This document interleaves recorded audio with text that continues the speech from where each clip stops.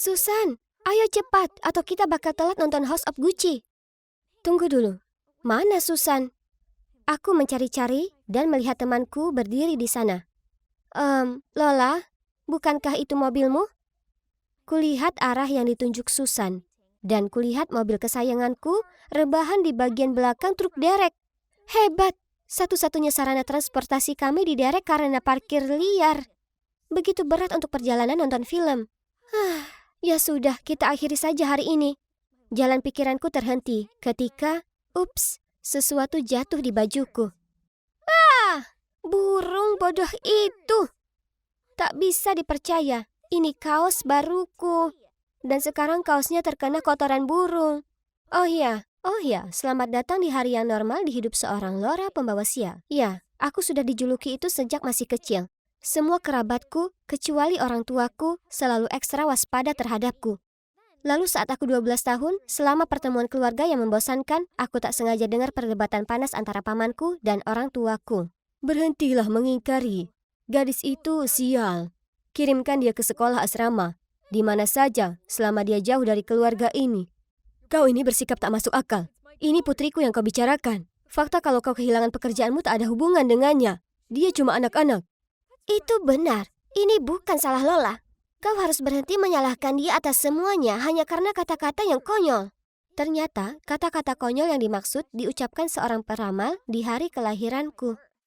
Jadi, keluargaku punya bisnis produksi mebel terkenal di daerahnya.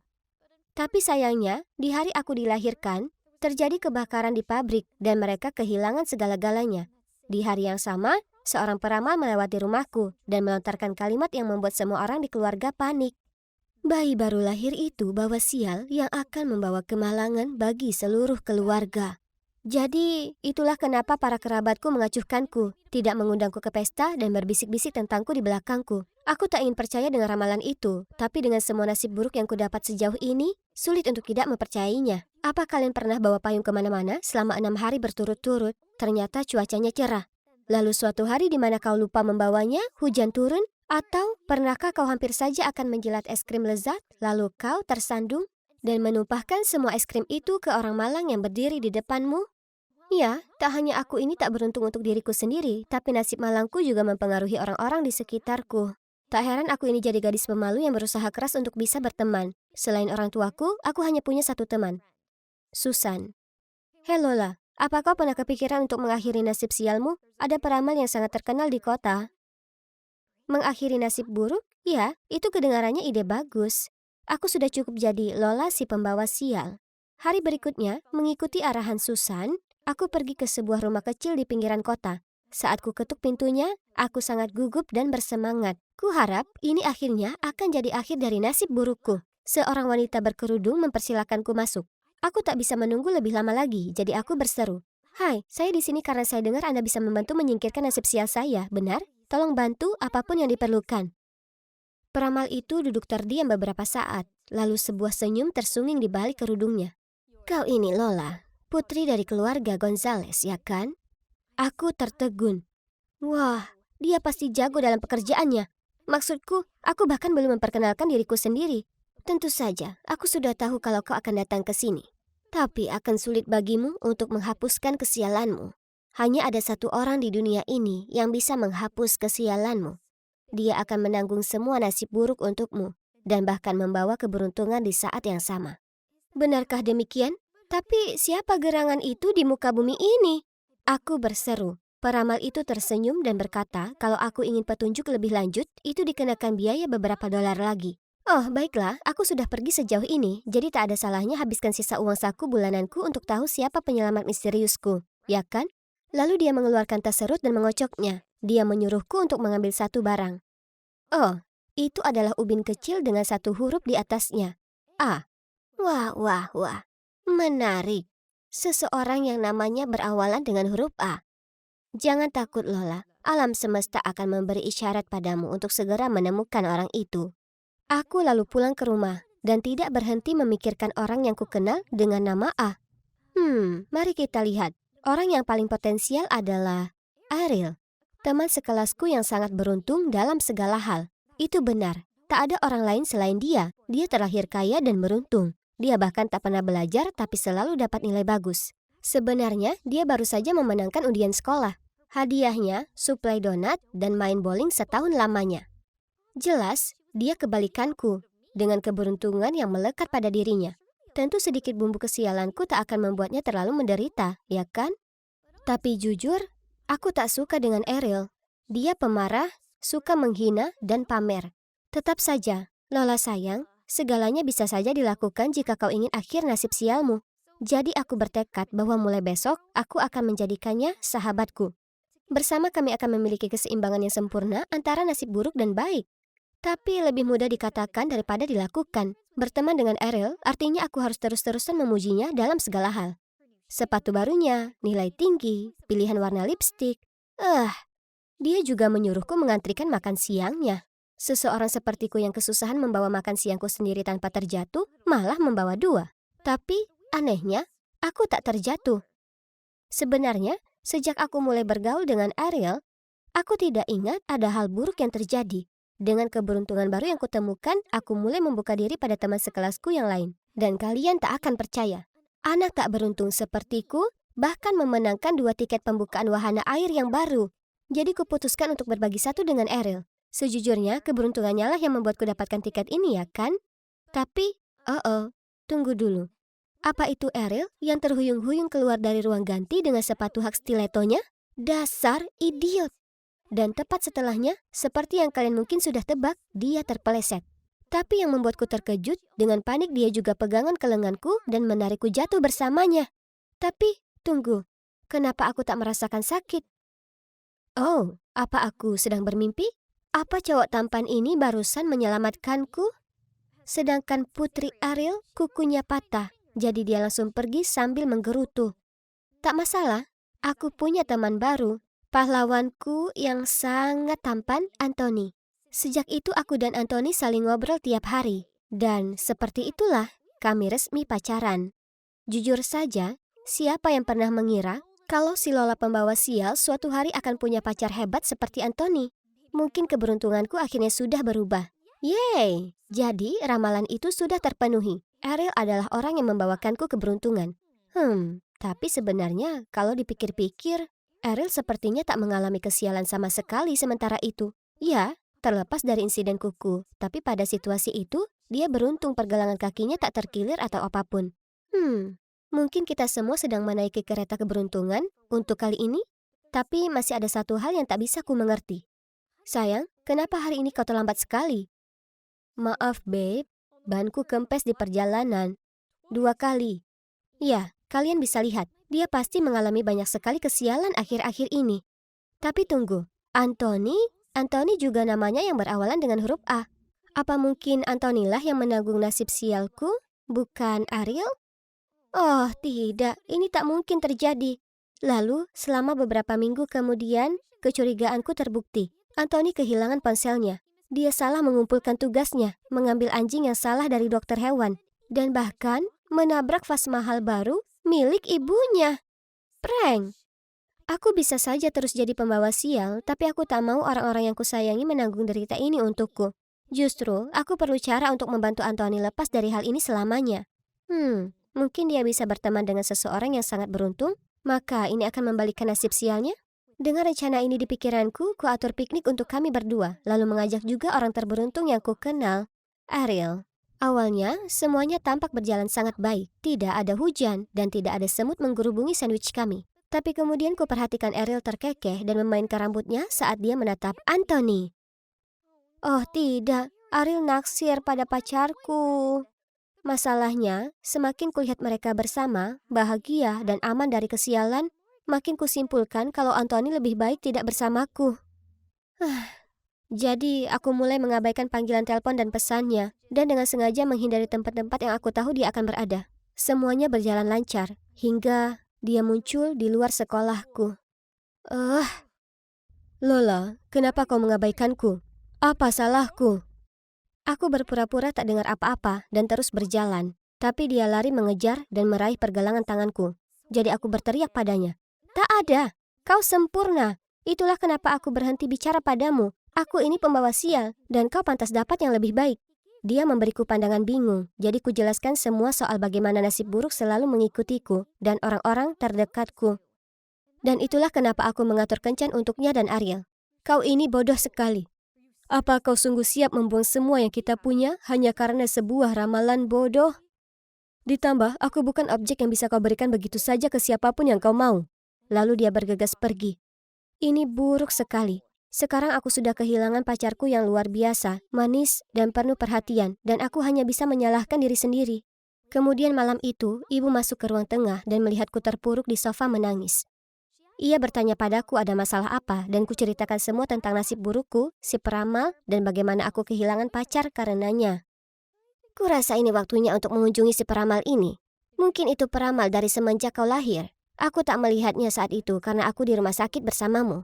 Jika memang benar dia, aku ingin tahu sekali kenapa dia memutuskan memberi begitu banyak beban di keluarga kita dengan kata-katanya yang tak masuk akal. Hari berikutnya, aku dan ibu pergi ke tempat si peramal.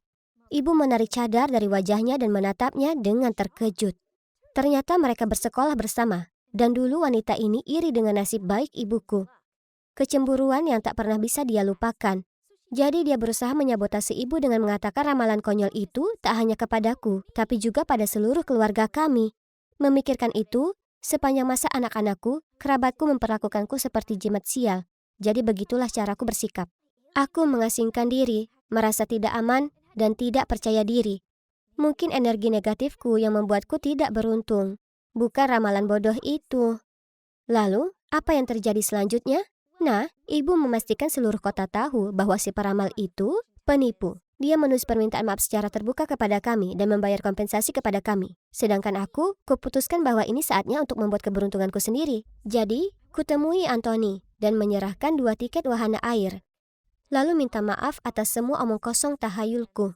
Tampaknya dia menghargai tindakan itu dan memaafkanku. Jadi kita kembali bersama. Yeay! Mulai sekarang, yang ada hanya energi positif, pikiran yang bahagia, dan meraih peluang dalam hidup. Hal terpenting yang kupelajari adalah, jika kau lihat hidup ini indah, maka hidup ini akan selalu indah bagimu. Ayah, dari mana? Aku khawatir sekali. Pergi sana, jangan sentuh aku. Aku langsung tercengang. Tak paham kenapa ayahku yang dulunya baik hati jadi sangat dingin terhadapku. Ku tersadar dari lamunanku dan coba membantunya melangkah, tapi ia menepisku. Mataku mulai berkaca-kaca dan aku tak tahu harus berbuat apa. Kemudian ada wanita lain muncul. Dengan cepat dia membantu ayah bangkit dan tersenyum padaku. Jangan khawatir sayang, aku akan mengurusnya. Permisi? Siapa dia? Ibuku baru saja dikebumikan dan ayah sudah melanjutkan hidup. Aku tak bisa melihat ini lebih lama lagi, jadi segera ku tinggalkan ruangan. Bagaimana mungkin semuanya berubah drastis secepat ini? Hidupku dulu begitu sederhana dan sempurna. Aku punya keluarga yang penyayang. Aku selalu juara di sekolah. Orang-orang selalu memuji bagaimana aku mewarisi kecantikan dan kepandaian ibu dan ayahku. Tapi kemudian kecelakaan lalu lintas terjadi dan merenggut ibu dari kami. Sejak itu, ayahku yang penyayang dan santun berubah menjadi pemabuk yang kejam dan kasar, yang sepertinya sangat membenciku. Esok harinya aku sampai di rumah dari sekolah dengan kekhawatiran tentang bagaimana kondisi ayahku. Tapi, kenapa Om Alfred ada di depan pintu? Aku mempersilakannya masuk dan di sanalah ayah, terduduk di sofa, dikelilingi kaleng-kaleng kosong. Segera saat ia melihat kami, ia bicara tak jelas dan mulai melempari kami dengan kaleng. Om Alfred lalu mengajakku ke kedai supaya kami bisa ngobrol. Dan tak bisa kutahan tangis saat mengutarakan betapa buruknya keadaan di rumah. Ia menepuk lenganku dan berkata, ayahmu telah melalui banyak hal. Menurutku akan lebih baik jika kita beri dia waktu untuk menenangkan diri. Kurasa sebaiknya sementara kau tinggal bersama kami. Jadi itulah bagaimana akhirnya aku tinggal bersama Om Alfred, Tante Madeline, dan sepupuku Clement. Awalnya semuanya tampak baik-baik saja. Seburuk kedengarannya, lengan bisa jauh dari ayahku. Dan bisa berpikir dengan semestinya kali ini.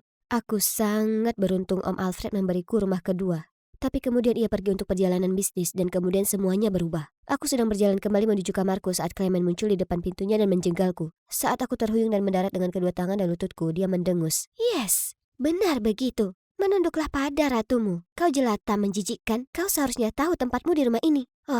Cewek itu sangat menyebalkan. Saat ayahnya pergi, dia tak berhenti menyiksaku. Sungguh ironis namanya Clemens. Tapi dia sama sekali tak terlihat baik. Aku sudah muak dengan sindiran-sindiran kejamnya. Ini sudah jadi masalah pribadi. Jadi dengan marah ku jawab. Aku tahu kau hanya iri padaku karena nilaimu jelek dan kau tak cantik. Mata Clemens berkaca-kaca. Lalu dia mendorongku dan lari ke ibunya. Aku mengikutinya dan menjelaskan apa yang terjadi kepada Tante Madeline. Ia merenggut ke Clemens lalu membentaknya. Phew, untungnya Tante Madeline berada di pihakku. Intinya, keadilan ditegakkan, ya kan? Salah. Tak lama kemudian, sikap tanteku juga berubah padaku.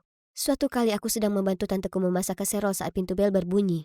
Ternyata itu teman lama tanteku. Segera saat ia melihatku dengan riang berkata, "Wah, baru beberapa tahun tapi Clemens sudah tumbuh besar. Semakin dia besar, semakin terlihat mirip dengan Alfred, bukan begitu? Lihat mata dan senyumannya." Aku menatap bingung Tante Madeline dan melihat suasana hatinya segera berubah. Malam itu, saat ku keluarkan hidangan kaserol, Tante Madeline makan sesuap lalu meludahkannya ke serbet. "Kau ini ceroboh, sembrono, dan sekarang pemasak yang buruk. Jadilah sedikit berguna, bisa tidak?" Aku menatapnya dengan mulut ternganga. Tak mampu berkata-kata. Lalu Clemens menimpali. "Tolong, jangan pernah buat ini lagi. Kaserol ini sangat menjijikkan. Sama sepertimu." Kemudian dia menyeringai padaku saat dibuangnya sepiring penuh ke dalam sampah. Aneh.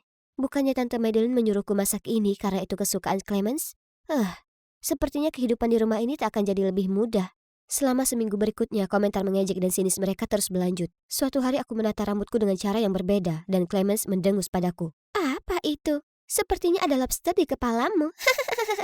"Apa kau tak pernah terpikir mengecat rambutmu karena warna pirang pantas untukmu?" Di kesempatan lain aku diundang ke sebuah pesta, jadi ku kenakan gaun yang cantik ini. Tapi saat aku turun ke bawah memakainya, mereka berdua mencibirku dan tanteku berkata, "Oh, sayang, apa bajumu membuatmu kelihatan lebih gemuk dari biasanya? Atau itu karena kau sudah cukup makan karena hidup dengan kami?" Di lain waktu, aku sedang duduk di meja sarapan mengoleskan lip gloss ke bibirku. Saat Clemens merebut itu dariku, saat ku coba merebutnya kembali, dia tertawa kecil. "Untuk apa? Memakai ini di bibirmu hanya membuatmu terlihat putus asa. Toh, tak ada yang ingin menciummu." Astaga, kesabaranku dengan cewek ini sudah sangat tipis. Parahnya, Tante Madeline tak sengaja dengar semuanya, tapi ia hanya tertawa. Aku tak paham kenapa mereka bersikap seperti ini. Aku tahu aku tak jelek atau gemuk. Jauh dari itu. Aku tahu aku cantik, karena aku selalu dipuji untuk rambut panjangku yang mengkilap. Ya, sampai aku pindah ke sini. Ini sangat membingungkan. Kenapa mereka iri padaku? Ternyata, menjadi terlalu cantik itu tak mudah. Semuanya makin sulit saat ayahku, yang juga kepala sekolah, kembali bekerja setelah masa cutinya. Dia benar-benar mengacuhkanku dan itu membuatku merasa tak karuan. Kemudian aku tiba di rumah dari sekolah dan Tante Madeline merecokiku, menanyakan apa aku ingin makan sesuatu. "Hah? Apa? Oh, aku paham. Om Alfred sudah kembali dari dinas kerjanya." Ini waktunya mengungkap akting palsu duo ibu anak ini sekali untuk selamanya. Jadi di malam itu aku menawarkan diri untuk masak. Ya, kalian bisa tebak. Aku membuat hidangan kaserol. Saat ku bawa keluar, Clemens tak sengaja berteriak.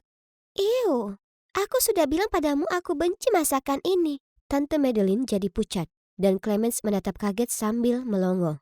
Kemudian aku berlutut dan memohon. "Aku tahu aku salah, tolong jangan hukum aku lagi. Aku tak ingin tidur di ruang bawah tanah lagi." Om Alfred terlihat sangat bingung, jadi kulanjutkan. "Aku lupa kalau Clemens benci masakan ini. Aku sudah dihukum beberapa kali, tapi aku masih tetap saja mengacau. Aku memang pantas disalahkan." "Ada apa ini? Aku pergi beberapa minggu dan pulang untuk mendapati pertumpahan darah." Ia menyuruh Tante Madeline ke kamar mereka untuk ngobrol pribadi. "Kami bahkan tak punya hubungan darah. Jangan harap ibuku dan aku akan bersikap baik padamu," dia berucap. Kemudian langsung pergi. Apa? Apa yang Clemens maksud? Tentu saja kami sedarah. Tante Madeline adalah adik ayahku, ya kan? Aku ingin tahu apa yang terjadi, jadi aku bersembunyi di balik pintu dan mendengarkan percakapan mereka. "Katakan padaku kebenarannya. Therese adalah anakmu dengan Claire, ya kan?" Aku terkejut. "Claire? Ibuku? Apa aku salah dengar?"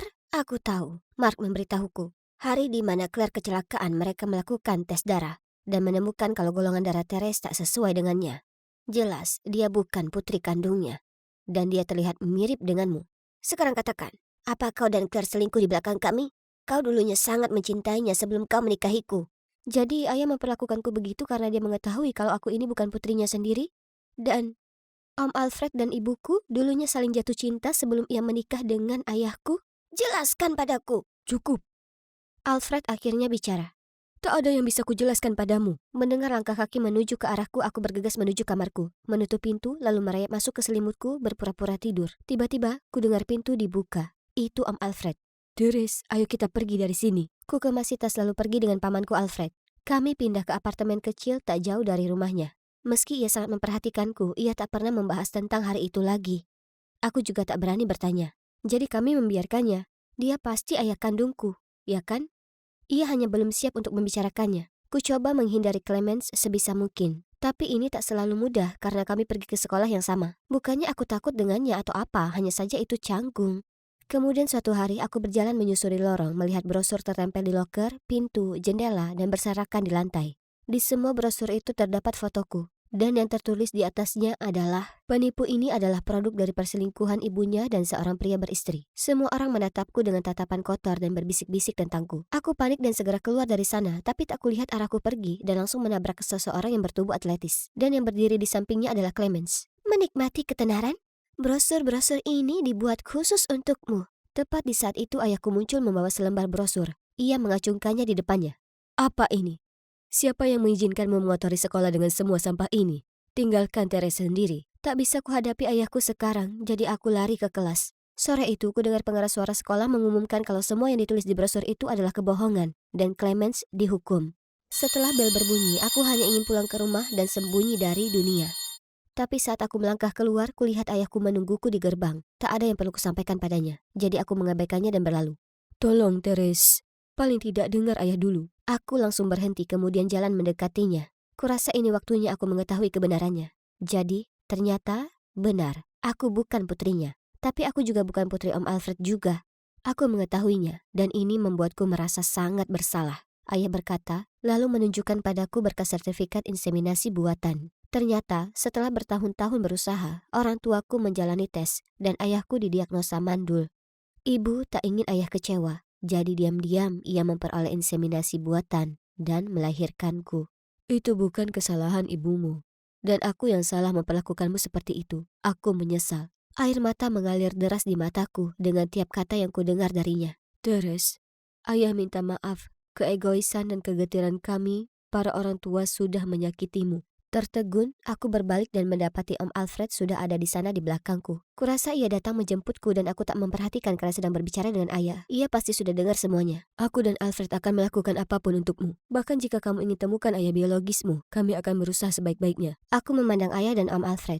Berpikir, tak perlu. Karena aku sudah punya 2 orang ayah yang luar biasa. Tidak. Sekarang ambil uang busukmu dan turun dari kapalku. Ini memang bukan hari mujurmu. Dia orang kelima yang sudah menolak kita. Sepertinya tak ada satupun yang mau pergi ke pulau itu. Oh, hai yang di sana. Juliet di sini. Sudah 2 tahun sejak ayahku menghilang tanpa jejak secara misterius saat dalam perjalanan kerja. Ayah menghilang begitu saja. Tapi bahkan ketika pihak berwenang mengkonfirmasi dirinya telah meninggal, tak bisa kusingkirkan firasat kalau ayah masih hidup di luar sana. Jadi, aku tetap mencarinya sejak itu. Nyatanya, beberapa hari yang lalu, aku menemukan sebuah petunjuk. Kalian tahu, aku kuliah di Institut Arkeologi, di mana kebetulan kutemukan peta kuno harta karun yang tersembunyi di pulau terpencil. Terdengar hebat, kan? Nah, ini semakin gila. Tepat di titik yang sama tempat harta karun itu dalam peta, ada simbol burung walet. Itu simbol khas ayahku, dan inisial namanya RC juga tertulis di situ. Apa mungkin tak boleh buang-buang waktu? Jadi itulah bagaimana aku berakhir di sini di perkampungan nelayan dekat pulau itu dengan sahabatku Laila. Dia ikut serta karena sangat khawatir aku pergi sendiri. Baik sekali dia. Kalian tahu, ada rumor yang beredar di penduduk lokal kalau pulau itu terkutuk. Rupanya, orang yang berani menjelajah ke sana menghilang tanpa jejak. Itulah kenapa namanya Losail. Tapi, ada satu kapal yang kembali dari sana dalam keadaan utuh. Milik Kapten Jack Butcher. Saat kembali, dia cerita ke penduduk lokal bahwa yang mengelilingi Los Isles adalah tumbuhan karang dengan arus yang sangat deras. Jadi kebanyakan kapal akhirnya karam. Jiwa-jiwa mereka yang meninggal di sana terperangkap bertahun-tahun. Dan jadi roh jahat yang menjaga pulau itu dari orang asing. Tapi beruntung bagi Jack Butcher, dia kebetulan punya jimat Dewi Amphitrite untuk melindunginya dari semua badai di laut. Dan itu sungguh terbukti.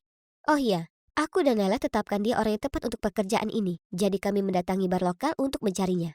Tolong beri aku 1 kola lagi, katanya di sela-sela cegukan. Laki-laki ini sudah mabuk. Aku lalu bertanya padanya apa dia bisa membawa kami ke pulau itu, tapi pelayan bar menimpali. Oh ayolah, hanya orang bodoh yang berani dekat-dekat Losail. Tapi bukankah aman untuk pergi bersama Jack Butcher? Ku dengar dia terlindungi oleh dewa atau apa? Itu benar. Jack Butcher tiba-tiba meninggikan suaranya. Tapi jimat itu hanya ampuh saat kau di laut. Melangkah ke pulau itu adalah perkara lain. Lagi pula, roh yang menjaga pulau itu menakutkan. Aku tak cukup gila untuk kembali ke sana. Jadi jawabannya tidak. Tapi aku tak akan menyerah. Berapa banyak yang kau inginkan?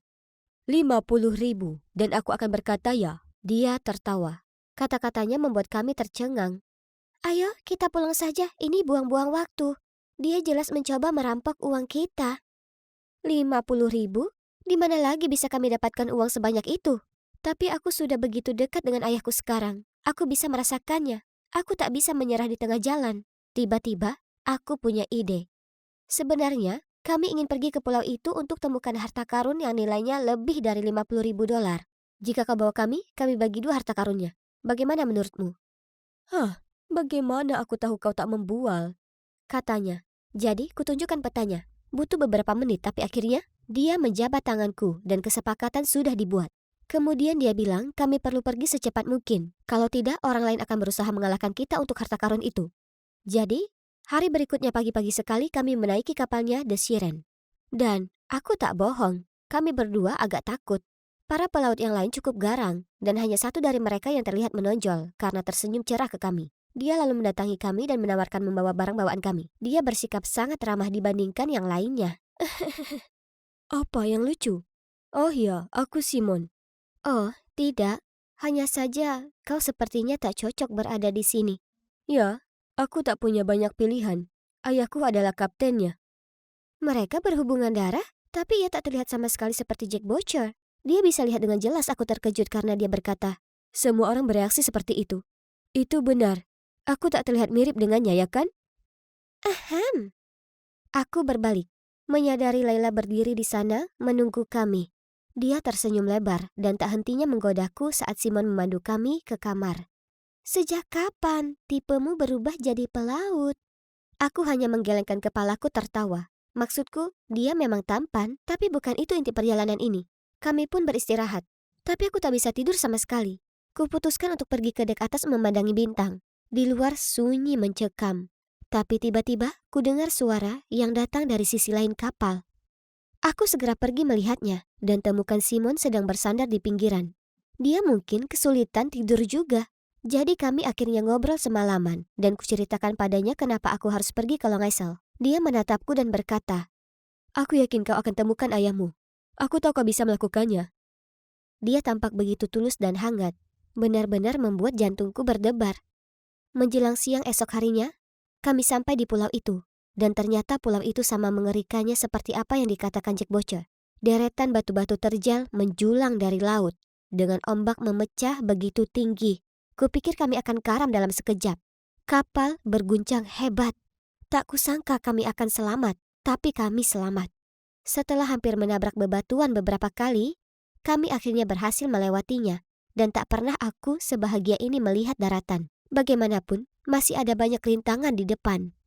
Di malam pertama di pulau itu, aku meringkuk di tendaku saat ku dengar langkah kaki datang dari luar dan membangunkanku. Segera ku buka resletingnya untuk melihat siapa di sana. Dan itulah saat kulihat sosok gelap bergegas menuju ke dalam semak-semak. Aku sangat ketakutan. Aku berteriak dan membangunkan semua orang.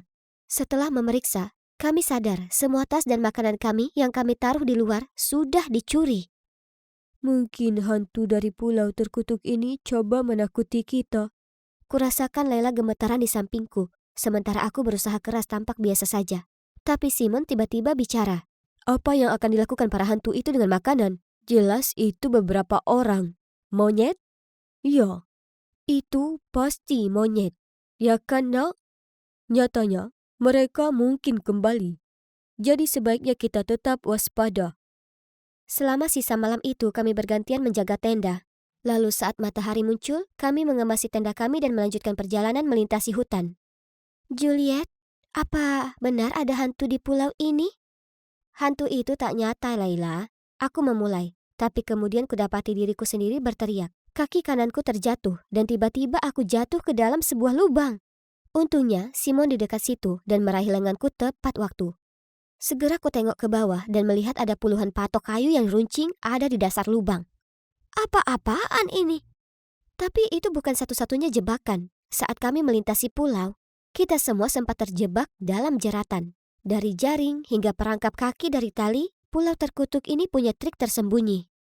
Untung, tak ada yang terluka parah, meskipun tetap saja itu sangat mengerikan. Malam itu, aku menuju tenda Simon untuk berterima kasih karena telah menyelamatkanku, dan segera saat dia melihatku, dia menarikku ke sudut tersembunyi dan berkata, "Ada sesuatu yang perlu kusampaikan padamu. Aku bukan anak kandung Jack Butcher." "Simon!" Jack Butcher tiba-tiba berteriak dari jauh. "Ayo ke sini, sekarang juga." "Aku akan bicara denganmu nanti. Sembunyikan kompas itu dan jangan bilang siapapun." Sebelum aku bisa mengerti apa yang sedang terjadi, dia pergi. Kejutan lain mengagetkanku saat kulihat simbol burung walet di samping inisial nama ayahku terukir di atasnya. Hah?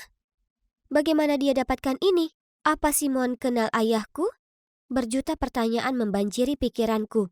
Tapi saat itu Simon sudah pergi menjaga perkemahan dengan ayahnya. Keesokan harinya, setelah hampir tanpa tidur, kuputuskan aku harus mencari Simon dan mendapatkan jawaban. Saat aku mencari-cari dia, sekelompok orang asing turun dari pepohonan. Mereka seperti orang hutan dengan rambut dan jenggot lebat dan memakai pakaian compang-camping. Mereka mengelilingi perkemahan kami dan mulai mengancam kami. Aku sangat takut. Aku tak bisa bergerak.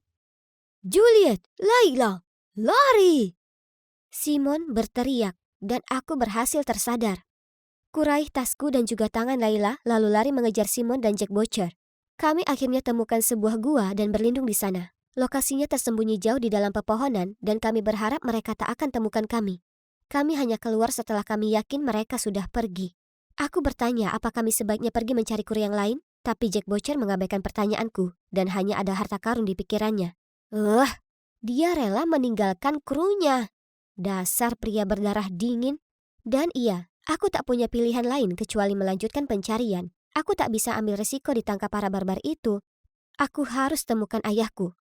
Jadi dengan enggan ku keluarkan petaku dan kami mengikuti arahannya. Peta itu membimbing kami ke kuil batu di tengah pulau. Satu persatu, kami masuk dan menuju ke dalam.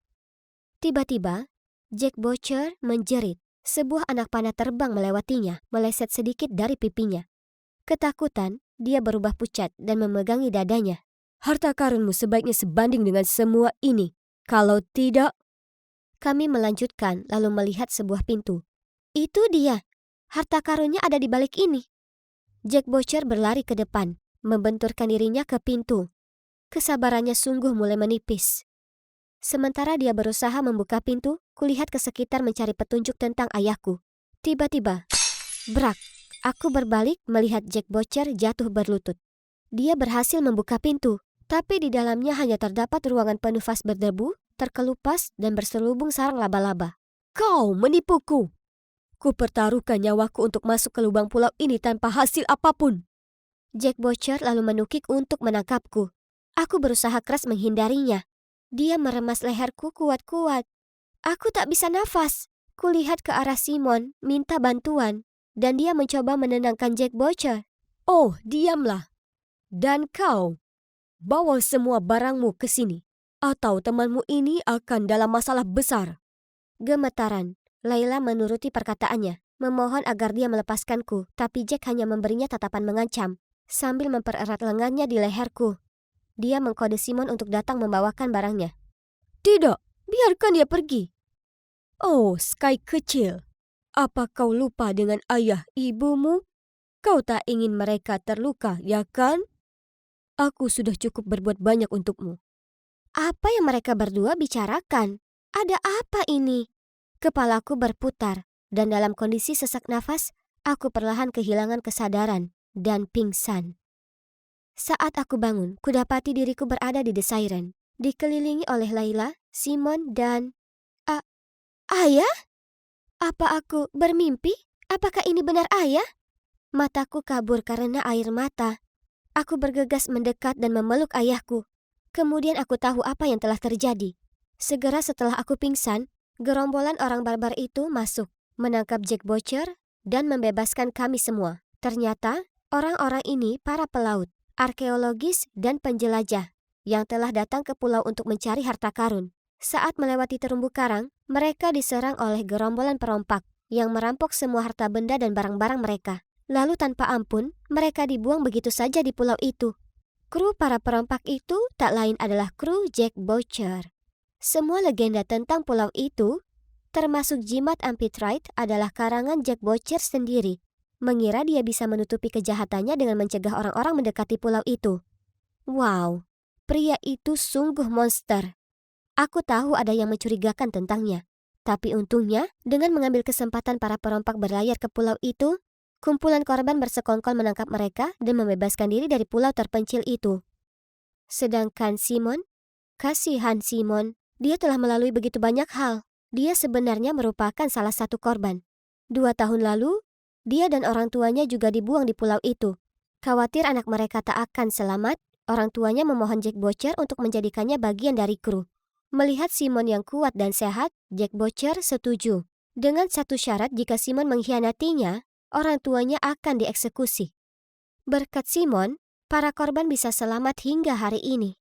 Setiap kali kapal mendekat ke pulau, dia akan menyelundupkan makanan dan kebutuhan ke dalam tong dan membiarkannya terapung ke pantai. Langkah yang pintar. Oh, dan bukan itu saja. Ketika Simon berada di pantai, dia telah bertemu ayahku. Dan mereka bahkan sudah bicara sebelum Simon akan naik kapal dan bergabung dengan kru. Tolong, berjanjilah jika kau berhasil kabur. Coba temukan putriku dan berikan padanya ini sebagai tanda kalau aku masih hidup dan baik-baik saja. Aku janji. Aku tak percaya ini. Ini semua berkat Simon yang sudah menemukan ayahku. Dia tersenyum baik padaku dan ayah lalu berkata, "Lihat, aku tak pernah ingkar janji." Oh ya, ketika kapal berlabuh, para perompak langsung ditangkap. Sedangkan untuk korban, mereka akhirnya berkumpul kembali dengan keluarga mereka. Sekarang 1 tahun telah berlalu. Dan jujur, semua ini masih begitu nyata bagiku. Aku dan ayahku menghabiskan sebagian besar tahun lalu mendirikan organisasi untuk membantu orang-orang yang terdampar di pulau itu untuk membaur kembali ke masyarakat. Lela sebenarnya telah menulis buku tentang petualangan kami. Dan sedangkan aku dan Simon, ya, kami resmi berpacaran. Sepertinya itu bukan pulau yang terkutuk, ya kan? Kupejamkan mataku dan kuhirup napas dalam-dalam. Ya Tuhanku, aku gugup sekali. Kalian tahu, ini hari pertamaku sebagai anak magang di perusahaan yang sangat besar ini.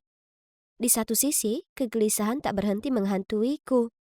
Tapi di sisi lain, sebenarnya aku tak sabar untuk mulai kerja di kantor yang profesional dan mewah ini. Punya meja kerjaku sendiri, PC-ku sendiri, dan mengerjakan semua dokumen.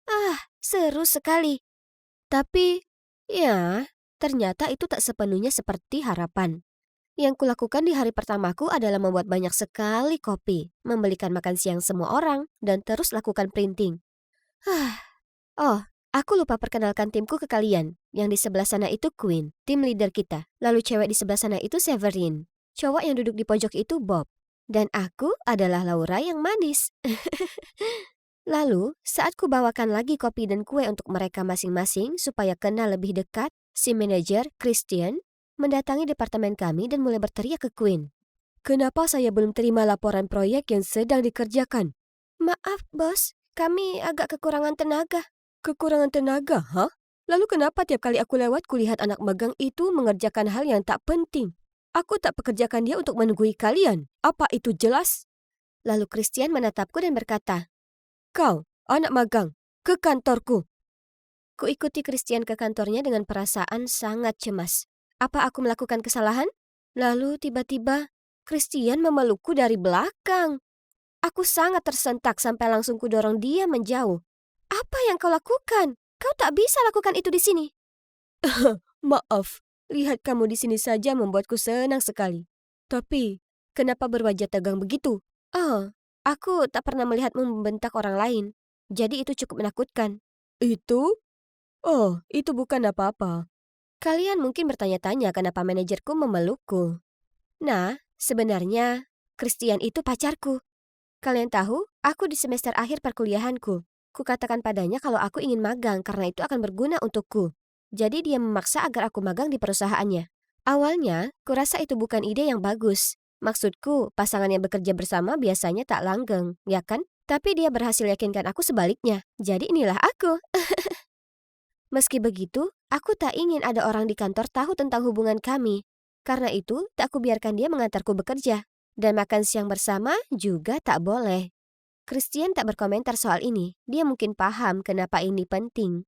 Tapi suatu hari, di akhir rapat dengan departemen kami, Christian hendak berjalan keluar dari ruangan rapat ketika tiba-tiba dia berhenti, berbalik dan berkata di depan semua orang. "Oh, ngomong-ngomong, aku ingin kalian tahu, Laura itu pacarku." "Oke, bye." Ya Tuhanku, kenapa dia lakukan itu? Semua orang langsung menoleh dan menatapku dengan ekspresi kaget. Dan aku ingin merosot dari kursi dan sembunyi di bawah meja. Aku segera ke kantor Christian dan meminta penjelasan. "Kemarin aku makan siang dengan manajer dari departemen lain, dan dia bilang dia menyukaimu dan ingin mengajakmu keluar. Jadi, kupikir paling baik memberitahu semua orang kalau kau pacarku. Apa aku benar?" "Apa? Tidak. Laki-laki dan ego bodoh mereka. Bagaimanapun, kuharap itu tak akan mempengaruhi apapun. Tapi seperti yang kutakutkan, ternyata benar. Sangat benar. Dari sejak semua orang tahu aku pacar Christian, mereka mulai perlakukan aku berbeda. Setiap kali aku masuk ruangan, mereka langsung berhenti bicara dan memandang aneh. Atau setelah kerja, mereka mau pergi minum-minum tapi sengaja tak mengajakku. Rasanya menyebalkan dikucilkan seperti itu. Lalu kemudian suatu hari hal itu menjadi makin buruk. Aku tiba di kantor lebih awal karena ada email yang perlu dikirim sebelum jam 9. Tapi PC-ku tak mau nyala, jadi aku menunduk di bawah meja mencoba memeriksa apa ada kabel yang longgar. Tepat saat itu, Bob dan Severin masuk ke kantor sambil bergosip. "Jelas si Laura itu dapatkan magang karena dia adalah pacar Christian. Dan apa kau lihat pakaiannya? Semua merek mahal. Sepertinya punya pacar manajer di perusahaan besar pastinya menyenangkan sekali." Apa? Aku tak pernah menerima hadiah mahal dari Christian. Itu semua punyaku. Lalu selama bekerja, aku tak sengaja melirik layar komputer Queen dan kulihat mereka membicarakan tentangku di grup chat. Sesuatu mengenai aku yang tak harus melakukan tugas hanya karena pacarku adalah manajer. Mendengar dan membaca semua komentar ini membuatku merasa sangat frustasi. Jadi aku tak minat kerja sepanjang pagi itu. Kemudian di sore hari, kami ada rapat mengenai proyek yang sedang kami semua kerjakan, dan Christian memintaku menyerahkan laporan. Oh, sial. Aku benar-benar lupa mengerjakannya. Maaf, saya belum menulis laporannya. Boleh saya tanya kenapa? Dan apa yang kamu lakukan sepanjang pagi ini? Demi tim kita, tolong fokus. Kita tak boleh kacaukan proyek ini. Saya hanya sedang melewati banyak hal, oke? Anak magang juga manusia. Ya ampun, akan kukirimkan pada Anda laporannya di penghujung hari, bos. Semua orang menatapku bingung, terutama Christian. Tapi tunggu, kulihat beberapa dari mereka tersenyum padaku. Apa itu senyum untukku? Kemudian setelah rapat, semua orang berkumpul mengelilingiku, menepuk pundakku dan memujiku karena membela diri menentang Christian. Jujur saja, rasanya menyenangkan diperhatikan dan tak diejek. Jadi, mungkin masih ada kesempatan aku bisa memenangkan hati mereka, ya kan? Hari berikutnya saat siang, Christian datang ke departemen untuk makan siang denganku. Tapi ku bilang padanya di depan semua orang kalau aku mau makan siang dengan mereka. Dia tampak bingung, tapi masih harus setuju. Makan siang dengan seluruh tim menyenangkan, kecuali satu hal. Mereka terus-terusan bertanya padaku soal Christian. Misalnya, seperti apa dia di luar kantor? Kenapa dia selalu begitu tegas dan pemarah? Kuperhatikan kalau mereka cukup senang membicarakan tentang Christian, jadi kuberitahu mereka, oh, Christian adalah pacar yang hebat. Dia sangat perhatian dan koki yang handal. Tapi mereka tak tertarik dengan hal itu. Oh tidak, mereka cuma peduli soal kebiasaan buruknya. Baiklah, jadi kuberi mereka apa yang mereka mau. Aku tak suka dia yang selalu sangat tepat waktu. Aku terlambat semenit saja dan dia mulai menceramahiku tentang betapa berharganya waktu dan tak boleh menyia-nyiakannya. Itu benar-benar menarik perhatian semua orang, ya kan? Mereka sangat suka itu, Aku merasa agak bersalah, tapi tak bisa kupungkiri itu menyenangkan. Perasaan ketika semua orang menyukaiku. Dan itu hanya untuk kali ini, ya kan? Ya, betapa salahnya aku. Ketika tiap kali tim kami keluar, mereka mulai bergosip soal Christian. Lalu menatapku penuh harap sampai ku jelek-jelekan pacarku.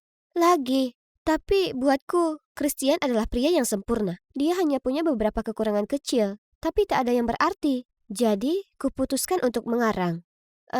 Dia mengigau dan tak pernah gosok gigi sebelum tidur. Dan, dia sering bersendawa saat di rumah. Aku benci ini.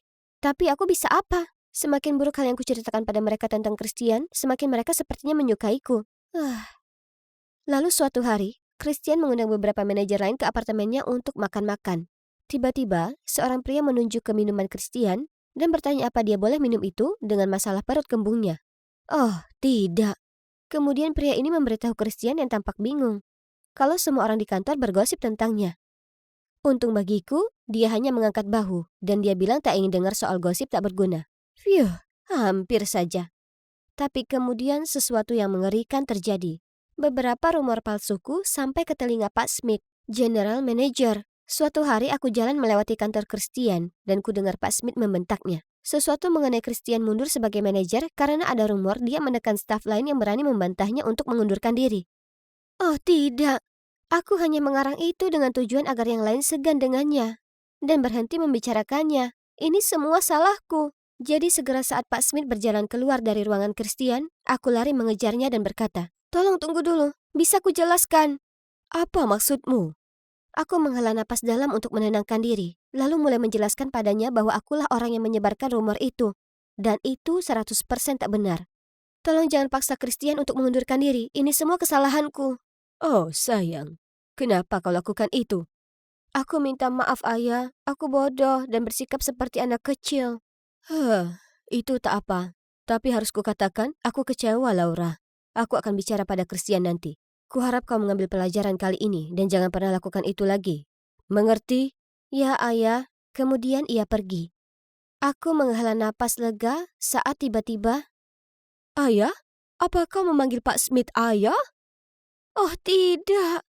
Aku tak tahu kalau Christian sedang berdiri di belakang kami. Nah, kenyataan akhirnya terungkap. Sebagaimana bisa kalian lihat, Pak Smith, General Manager perusahaan, adalah ayahku. Tapi tak satu pun, bahkan Christian tahu itu. Lalu Christian melanjutkan, "Kenapa kau tak cerita kalau Pak Smith itu ayahmu? Dan kenapa kau sebarkan rumor mengerikan tentangku, Laura? Kenapa kau lakukan itu padaku? Apa aku tidak seperti orang bodoh bagimu?" Dia marah sekali sampai hendak beranjak pergi. Dengan cepat kuraih tangannya dan mulai menjelaskan. Aku tak memberitahumu Pak Smith ayahku karena aku takut kau merasa tertekan dan tak mau denganku lagi. Christian tak berkata apapun, dia hanya berdiri terdiam di sana. Jadi kulanjutkan. Soal rumor itu, aku minta maaf. Aku mengacau. Tapi tolong, kau harus mengerti. Sejak semua orang tahu aku pacarmu, mereka mulai bergosip tentangku dan mengucilkanku. Aku merasa begitu terluka dan kesepian saat yang kuingin hanyalah supaya bisa berbaur. Hingga suatu kali, semua orang bicara lagi denganku saat tak sengaja aku mengeluh tentangmu. Dan mereka memperlakukanku seperti teman setelahnya. Tapi mereka selalu lapar akan lebih banyak gosip tentangmu. Jadi aku harus mengarang sesuatu. Hingga akhirnya aku hilang kendali. Aku sangat menyesal, Christian. Christian menghela napas, kemudian memelukku. Aku minta maaf itu terjadi padamu di kantor. Aku tak tahu kau kesusahan. Lain kali kau harus memberitahuku. Jangan sembunyikan sesuatu seperti itu, oke? Aku mengangguk sambil tersenyum dan dalam hati berterima kasih ke pacarku yang sangat baik. Tapi hampir saja kuhancurkan karirnya hanya untuk puaskan rekan kerjaku yang banyak omong itu. Tapi syukur, pada akhirnya semua membaik di antara kami. Pada akhirnya, semua orang tahu kalau Pak Smith adalah ayahku. Karena, ya, mata dan telinga ada di mana-mana di perusahaan ini. Kalian tak bisa sembunyikan apapun. Lalu mereka mulai bergosip Christian cuma pacaran denganku untuk posisi manajer. Astaga, mereka tak akan berhenti ya kan? Tapi bagaimanapun, aku tak lagi peduli. Program magangku akan segera berakhir dan kuputuskan tak akan kembali ke perusahaan ini. Jelas. Akan kucari lingkungan yang lebih sesuai. Tapi sebenarnya masa magang di sana mengajariku pelajaran berharga. Bahwa kau tak seharusnya peduli apa yang dipikirkan orang tentangmu dan hindari semua drama kantor itu. Itu sungguh melelahkan. Aku berjalan santai menyusuri lorong, sedang memikirkan urusanku sendiri. Saat ku rasakan hembusan angin sejuk bertiup melalui lorong, aku menoleh untuk melihat, dan oh, itu Natasha. Aku tak berniat menatap matanya, tapi kulakukan itu. Oh tidak, apa dia akan memukulku? Panik, segera aku menatap ke arah kakiku. Jantungku berdebar-debar ketakutan, dan di dalam benakku terus kuulangi. Tolong jangan sakiti aku, tolong jangan sakiti aku. Tapi yang melegakan, dia berjalan melewatiku. Hai. Aku Markus, dan kalian pasti bertanya-tanya kenapa aku sangat takut dengan cewek itu, ya kan? Nah, ada alasan kenapa nama panggilannya diam tapi mematikan. Dia itu cewek tertinggi di sekolah, seram, dan tak pernah berucap sepatah kata pun. Sekolah penuh dengan rumor tentangnya, seperti bagaimana anak terakhir yang berulah dengannya berakhir di IGD. Tak seorang pun, dan maksudku, tak ada seorang pun yang boleh menatap matanya. Tidak kecuali mereka ingin berakhir tak sadarkan diri. Aku pastinya dapat keberuntungan bisa lolos. Syukurlah tak semua cewek di sekolahku semenyeramkan Natasha. Tidak, sebaliknya ada cewek yang sangat imut bernama Naomi. Dia cantik, manis, dan lembut. Hanya saja, dia juga sangat populer dan pacaran dengan Nicholas, kapten tim basket. Jadi, kusimpan sendiri saja perasaanku dan melanjutkan hidupku. Hah, tapi tunggu. Mana buku harianku? Kurasa tertinggal di lab science. Jadi aku bergegas ke sana. Dan oh tidak, Nicholas ada di sana sedang baca buku harianku. Aku langsung merebut itu darinya, tapi sudah terlambat. Dia sudah memotret lirik lagu yang kutulis tentang perasaanku terhadap Naomi. Sial, jadi biar kuluruskan ini. Cowok kutu buku sepertimu beraninya menghayalkan Naomi. Tapi kita ada masalah di sini. Dia itu pacarku. Apa kau tak tahu? Tunggu, bukan seperti itu. Tapi aku akan menghindar darinya. Aku janji. Nicholas memberiku tatapan menakutkan. Tak ada hal baik yang datang dari tatapan macam itu. Kusiapkan diri menghadapi apa yang akan dia lakukan selanjutnya. Kau harus lakukan apa yang kukatakan. Kalau tidak, aku akan menghancurkan hidupmu. Hah? Apa dia serius? Menilai dari seringai liciknya. Yap, dia 100%. Serius. Aku mau kau mengajak Natasha jalan. Pastikan kau lakukan itu di depan seluruh kelas. Apa? Natasha? Cewek menakutkan itu? Bagaimana aku bisa? Jika kau menolak, seluruh sekolah akan tahu soal ini. Kemudian dia melambaikan ponselnya di depanku. Nicholas yang keji. Tapi aku tak bisa ambil resiko laguku disebar ke semua orang. Jadi sepertinya aku tak punya pilihan lain. Jadi hari berikutnya aku berjalan mendekati bangku Natasha dan bertanya padanya. Natasha, maukah kau jadi pacarku? Seluruh kelas terdiam. Lalu mereka tertawa terbahak-bahak. Dia melotot padaku. Ini tak baik. Aku meringis bersiap menghadapi pukulan maut. Tapi sebaliknya, dia menuntunku keluar ke sudut lorong. Kemudian dia memberiku senyum tipis diikuti dengan anggukan. Ya Tuhan, apa dia barusan setuju jadi pacarku? Ini gila, tapi ini sungguh di luar pikiranku. Tapi, paling tidak aku masih hidup, ya kan? Dan itulah bagaimana akhirnya aku pacaran dengan cewek paling menakutkan di sekolah. Dia tak pernah bicara padaku, bahkan tak satu kata pun. Jadi aku hanya membantunya belajar dan membawakan barang-barangnya kemana-mana. Kami juga bertukar nomor, tapi hanya ngobrol lewat pesan. Kemudian suatu hari saat aku pergi makan siang dengan Natasha, Nicholas mendekatiku dan menyuruhku mengajak Natasha ke bioskop nonton film komedi romantis, yang sepertinya sama sekali tak menarik baginya. Tapi aku tak punya pilihan. Kata-kata Nicholas adalah perintah. Jadi aku mengajaknya saat makan siang. Dan yang mengejutkan Natasha senyum. Lalu mengancungkan jempol tanda setuju. Saat aku pergi menjemput Natasha, dia sudah menungguku di terasnya. Dia berjalan mendekat dengan sebuah buku catatan. Penasaran, kutanya kenapa dia membawanya. Dan dia menulis, aku tak bisa mengirim pesan padamu selama nonton film. Jadi ini bisa dipakai. Yap, Natasha memang selalu berbeda dari orang lain. Jadi aku tak bertanya lagi. Selama film, kuperhatikan Natasha menangis. Jadi saat filmnya selesai dan kami mampir makan siang, ku menggodanya. Kulihat kau menangis selama film. Dia membanting buku catatannya di meja setelah dia menulis. Aku tak menangis. Aku hanya tertawa lalu mengantarnya pulang. Mungkin dia tak semenakutkan gosip yang beredar. Jujur, dia juga cukup cantik. Semakin lama aku habiskan waktu dengan Natasha, makin aku mulai bersikap hangat padanya. Ada sesuatu yang kusuka darinya. Meski kami hanya komunikasi lewat memo tempel. Aku putus asa ingin mendengar suaranya, jadi aku siapkan rencana. Saat kami di perpustakaan di suatu kencan belajar, ku ambil sebuah buku tua dan meniupkan debu ke wajahnya. Dia hampir saja bersin. Tapi sebelum dia melakukannya, diletakkannya tangan di atas mulutnya dan berlari menuju toilet perempuan. Kemudian dia kembali dengan mengenakan masker. Setelahnya, aku berusaha untuk membuatnya tertawa. Segera aku ambil 2 pensil di meja dan meletakkannya di hidung. Dan mulai membuat wajah jelek. Tapi Natasha hanya melotot padaku dan memberiku catatan.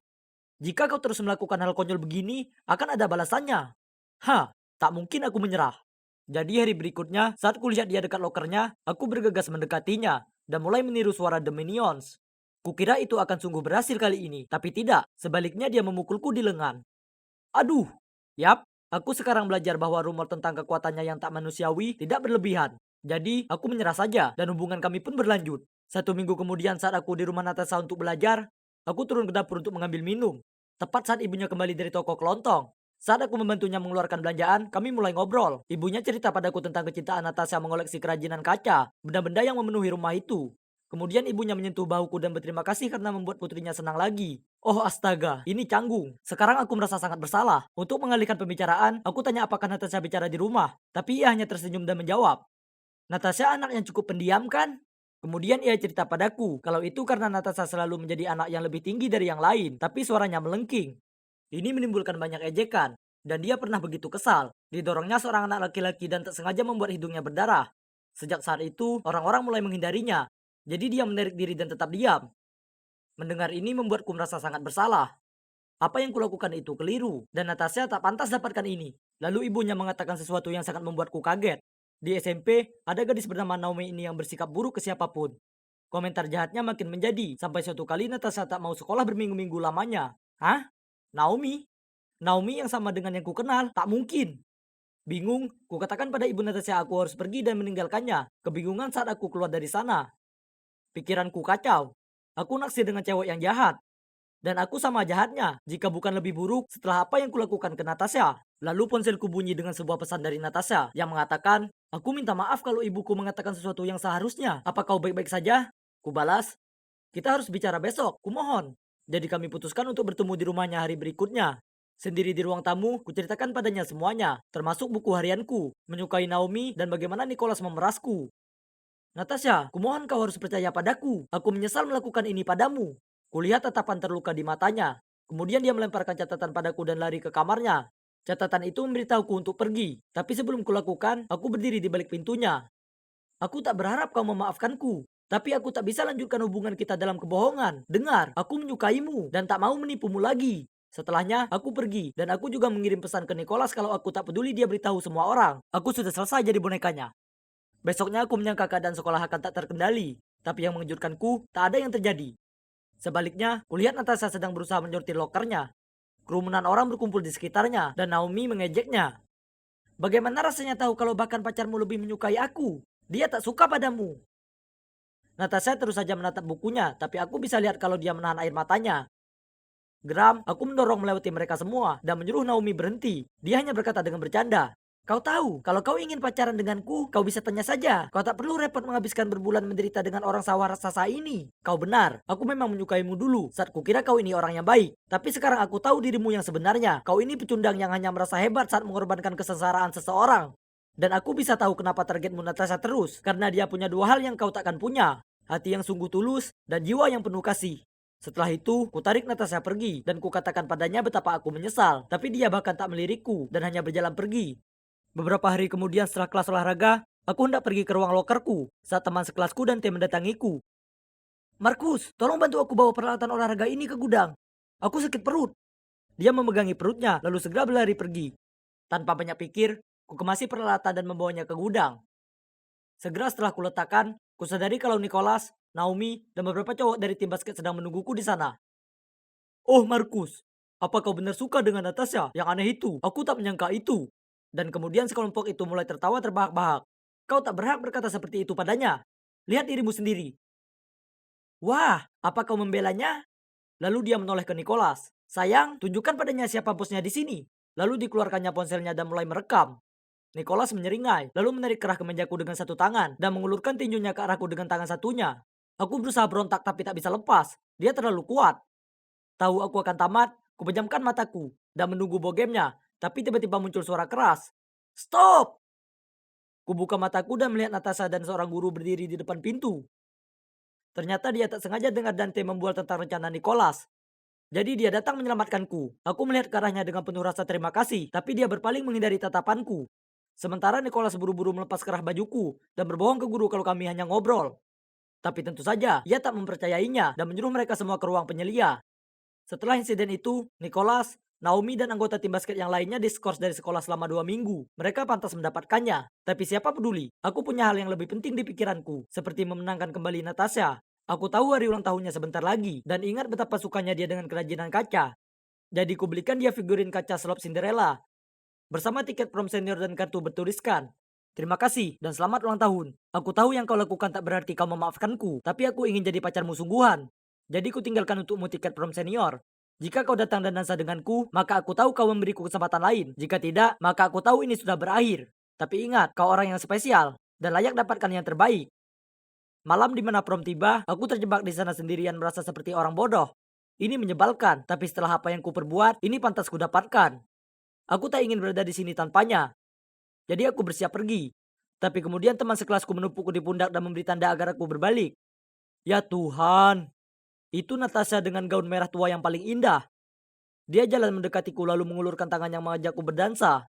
Dan tentu saja, aku diterima. Saat lagu berakhir, dia mencondongkan badannya dan berbisik padaku. Terima kasih, pahlawanku. Bisa dikatakan kalau itu merupakan malam paling membahagiakan dalam hidupku. Karena malam itu membawaku mendapatkan pacar terbaik yang pernah ada. Oh, dan sebenarnya suaranya sangat imut. Meskipun dia merasa kesal padaku saat ku beritahu dia itu. Haha. Wow, menakjubkan. Jadi, aku akan tinggal di sini mulai sekarang? Tak dapat dipercaya. Semua terjadi begitu cepat sampai aku kesulitan untuk percaya ini nyata. Kemarin sore ketika aku bantu-bantu di rumah makan keluargaku, tiba-tiba seorang kru film bergegas masuk dan mengaku mereka dari program reality show Cinta Lama yang Hilang, yang menyatukan kembali anggota keluarga yang hilang. Sementara aku berdiri di sana kebingungan, mereka mengumumkan padaku bahwa aku ini anak hilang dari sutradara kenamaan Gabriel Perez. Apa? Apa itu artinya orang tuaku mengadopsiku? Berinang air mata, orang tuaku memberitahuku bahwa 13 tahun lalu, di sebuah pameran yang ramai dan penuh sesak, mereka melihatku berkeliaran tanpa tujuan, jadi mereka membawaku pulang. Dan meski mereka melaporkan ke polisi, tak ada hasilnya. Jadi mereka putuskan untuk mengadopsiku. Dan dimulailah hidupku sebagai nona muda keluarga kaya. Seperti yang kalian perkirakan dari rumah seorang sutradara terkenal, mansion ayahku sangat sempurna. Mulai dari perabot desainer hingga dekorasi yang trendy. Keseluruhan rumah seperti kastil bergaya Prancis. Kupandangi foto berukuran besar dari orang tuaku yang tampak hebat. Tiba-tiba, ada bisikan. Tuan pasti senang sekali Anda tahu. Istri keduanya tak bisa memberinya anak setelah bertahun-tahun lamanya. Ya, sekarang setelah beliau semakin tua, beliau harus mencari anak biologisnya untuk bersandar. Oh, jadi wanita ini, wanita yang datang dengan ayah di pertemuan kembali kemarin bukanlah ibu kandungku? Kalau begitu, aku penasaran siapa ibuku yang asli. Nona, silakan masuk. Di dalam adalah orang tuaku. Dan beberapa pakar yang kemudian segera menarikku untuk make up lengkap. Wah, aku terlihat sangat menawan. Rambutku sangat mengkilap dan make up ini membuatku terlihat glamor. Tak pernah di mimpi terliarku, kubayangkan aku akhirnya hidup di sini dan merasa bagai seorang putri. Berseri-seri dengan kebahagiaan aku berbalik melihat ayahku. Tapi tiba-tiba aku terkejut saat bertatapan mata dengan seorang pelayan. Ia tampak begitu sedih. Kenapa ia terus menatapku dengan raut muka misterius? Itu aneh. Carol, ayo lanjut. Aneh, tapi tak masalah. Mungkin dia selalu seperti itu saat melihat orang asing. Oh ya ampun, makan malamnya mewah sekali, termasuk kaviar dan steak. Ini sangat menyenangkan. Malam itu aku tak bisa tidur dan hanya berguling-guling di tempat tidurku sampai subuh. Tapi yang tak ku tahu, hari melelahkan menantiku. Jam 5 tepat, aku diguncang sehingga bangun. Hah? Ada kebakaran atau apa? Pelayan memberitahuku kalau aku ada konferensi pers penting pagi ini. Dan sangat penting bagiku untuk tampil maksimal. Dengan grogi aku bangkit dari tempat tidur dan menjatuhkan diri di kursi. Aku harus mengenakan gaun mewah ini. Dan dengan tata rambut ikal yang kuno. Ini membuatku seperti terlihat berumur 25. Ya Tuhan, sumpah konferensi pers ini adalah hal yang paling membosankan yang pernah ada. Selama beberapa jam, percakapan mereka tak lepas dari pamer kekayaan mereka, membandingkan popularitas mereka dan semua hal yang berbau showbiz. Aku menguap puluhan kali, tapi harus kusembunyikan di balik tangan. Aku bisa rasakan ibu tiriku mengamatiku. Aku mau pulang saja. Kalian tahu, tipe orang yang paling kubenci adalah jenis wanita yang suka pamer dan mencemooh. Tapi sayangnya, hanya mereka yang berinteraksi denganku. Aku kangen bergaul dengan anak-anak seumuranku. Tapi, ya, sejak aku pindah ke sini, orang tuaku memaksa menyekolahkanku di rumah. Supaya aku tak terpengaruh dengan anak-anak yang lebih rendah. Parahnya, satu-satunya yang mereka ajarkan padaku adalah soal akting dan urusan film. Bagaimana itu akan membantuku masuk ke perguruan tinggi. Tapi tak hanya itu. Setelah belajar, meskipun aku lelah, ibu tiriku memaksaku jalani 2 jam ke depan olahraga di gym rumah. Tiap kali aku terengah-engah atau menyelundupkan makanan, dia akan menceramahiku panjang lebar. Bagian terburuknya adalah dia melarang apapun yang manis dan membuatku menjalani diet ketat makan, seledri dan hummus. Menjijikkan. Kemudian suatu kali aku tergelincir dan jatuh dari sepeda statis. Lalu pergelangan kakiku terkilir. Ibu tiriku sangat marah denganku, sampai dia menyuruhku tidur tanpa makan malam. Aku tak tahan lagi, jadi aku tertatih-tatih menuju ke ruangan ayah. Ayah, kenapa aku harus melakukan semua ini? Aku tak menyukainya. Ayah tak berkata apapun, tapi hanya memberi isyarat untuk mengikutinya. Ia menuntunku ke sebuah ruangan terkunci di ujung lorong. Saat pintunya terbuka, kulihat sebuah foto wanita yang sangat cantik tergantung di tengah ruangan. Tunggu dulu. Rambut baru dan bajuku sangat identik dengan miliknya. Ayah memandangi potret itu dengan mata termenung. Kemudian ia mengatakan bahwa wanita itu dulunya aktris yang sangat terkenal. Ia cerita bagaimana mereka jatuh cinta saat itu, lalu melahirkan aku. Jadi, itu artinya ini adalah ibuku? Itu benar. Ibumu sangat cantik, bukan? Dan aku akan membuatmu sempurna sepertinya. Kemudian ayah melambai agar aku keluar dari sana, mengunci pintu lalu pergi, meninggalkanku berdiri sendiri gemetaran. Ada sesuatu tentang kata-katanya yang membuatku resah. Penasaran akan ibu, kudatangi seorang pelayan tua untuk minta informasi.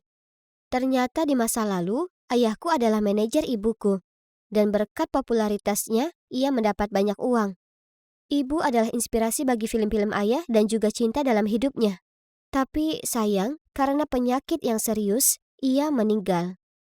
Itu trauma besar bagi ayah, dan ia seperti kehilangan dirinya sendiri.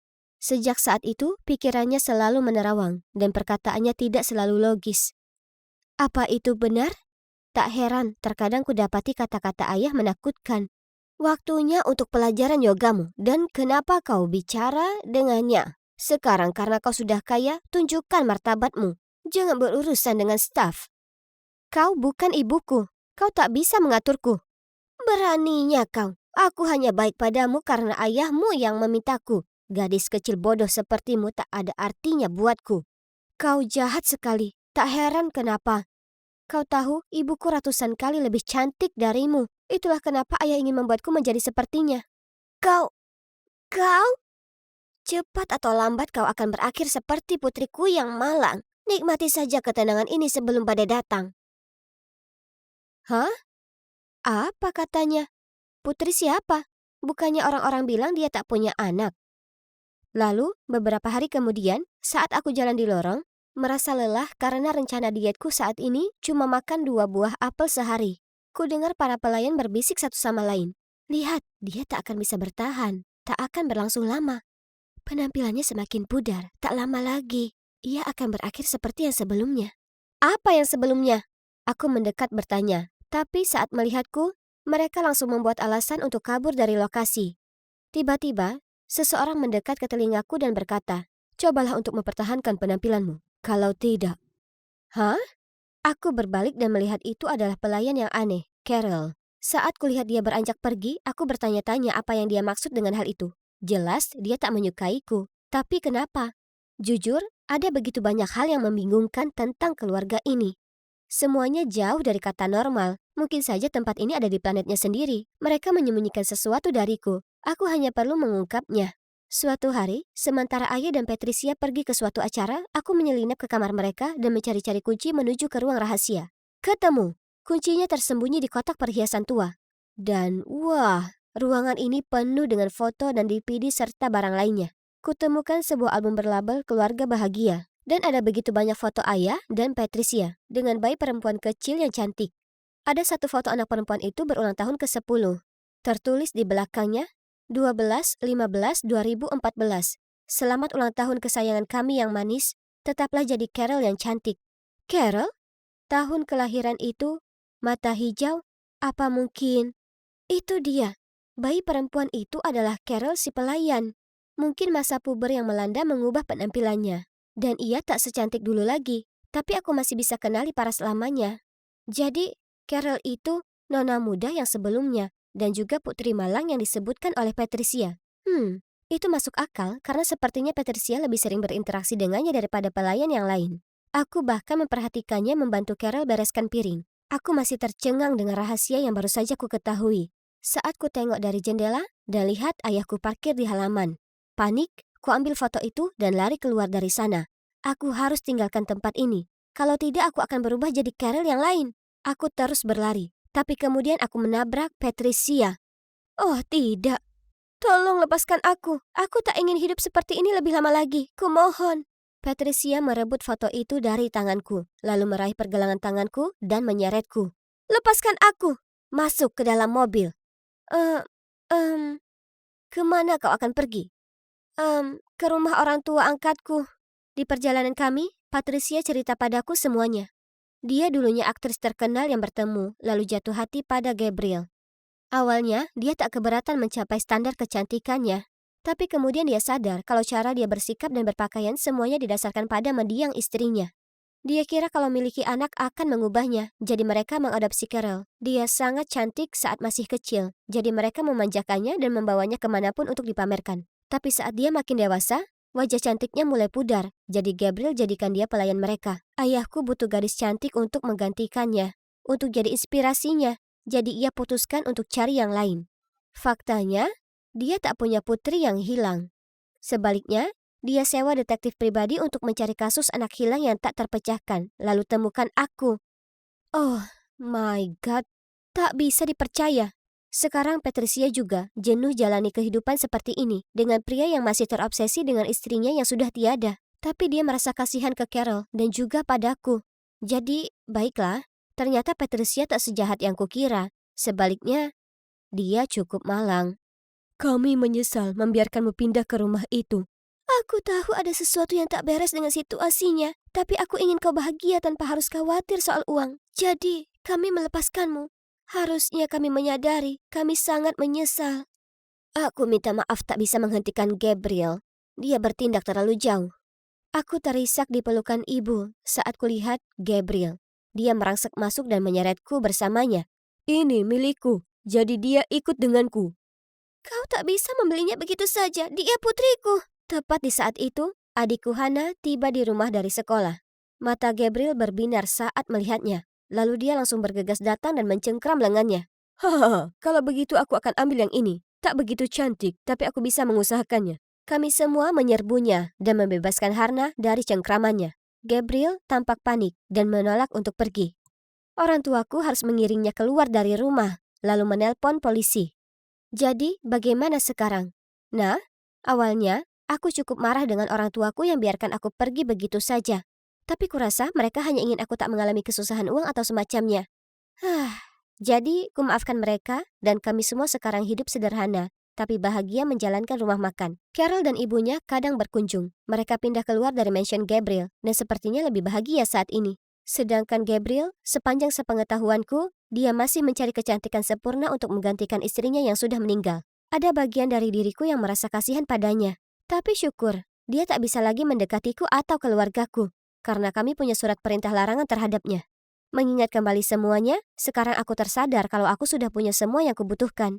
Baiklah, kami mungkin tak kaya, tapi kami punya kebaikan, cinta, dan kebahagiaan. Dan percaya padaku, hal tersebut jauh lebih penting daripada kantong-kantong yang penuh berisi uang. Dia sangat cantik, seperti Barbie di kehidupan nyata. Aku berharap rambutku berkilau dan pirang seperti miliknya. Itulah pendapat orang-orang tentangku, tapi yang kuinginkan hanyalah menjadi gadis remaja normal, seperti orang lain. Kalian tahu, sejak aku masih kecil, aku menonjol dengan rambut pirang platinum dan mata biru yang mencolok. Orang-orang selalu bilang aku mirip Barbie. Hei, beberapa dari mereka bahkan memanggilku Barbie. Ibuku selalu sangat bangga dengan penampilanku. Dia sering memakaikanku gaun putri dan mendaftarkanku ke pertunjukan bakat anak-anak yang sering aku menangkan. Hal ini menarik perhatian media dan tak lama kemudian, aku diundang menjadi model untuk beberapa merek besar. Saat itu aku sangat bersemangat tentang hal ini. Aku menyukai semua pujian dan perlakuan manja. Tapi tak disangka, ketenaran awal itulah yang membuatku perlahan-lahan kehilangan kebebasanku. Nora, cepatlah berpakaian, cepat. Aku tidak mau datang terlambat ke pesta Ana. Iya, Bu. Jawabku sambil dengan enggan mengambil pakaian yang ibu taruh di tempat tidurku. Nora, rambut alamimu indah sekali. Bahkan sebelum aku sempat menjawab, ibu sudah ada di sana sambil membual tentang rambut pirangku yang alami. Alami? Iya, benar. Jadi itu tidak ada hubungannya dengan fakta bahwa ibu menyuruhku memutihkannya sebulan sekali?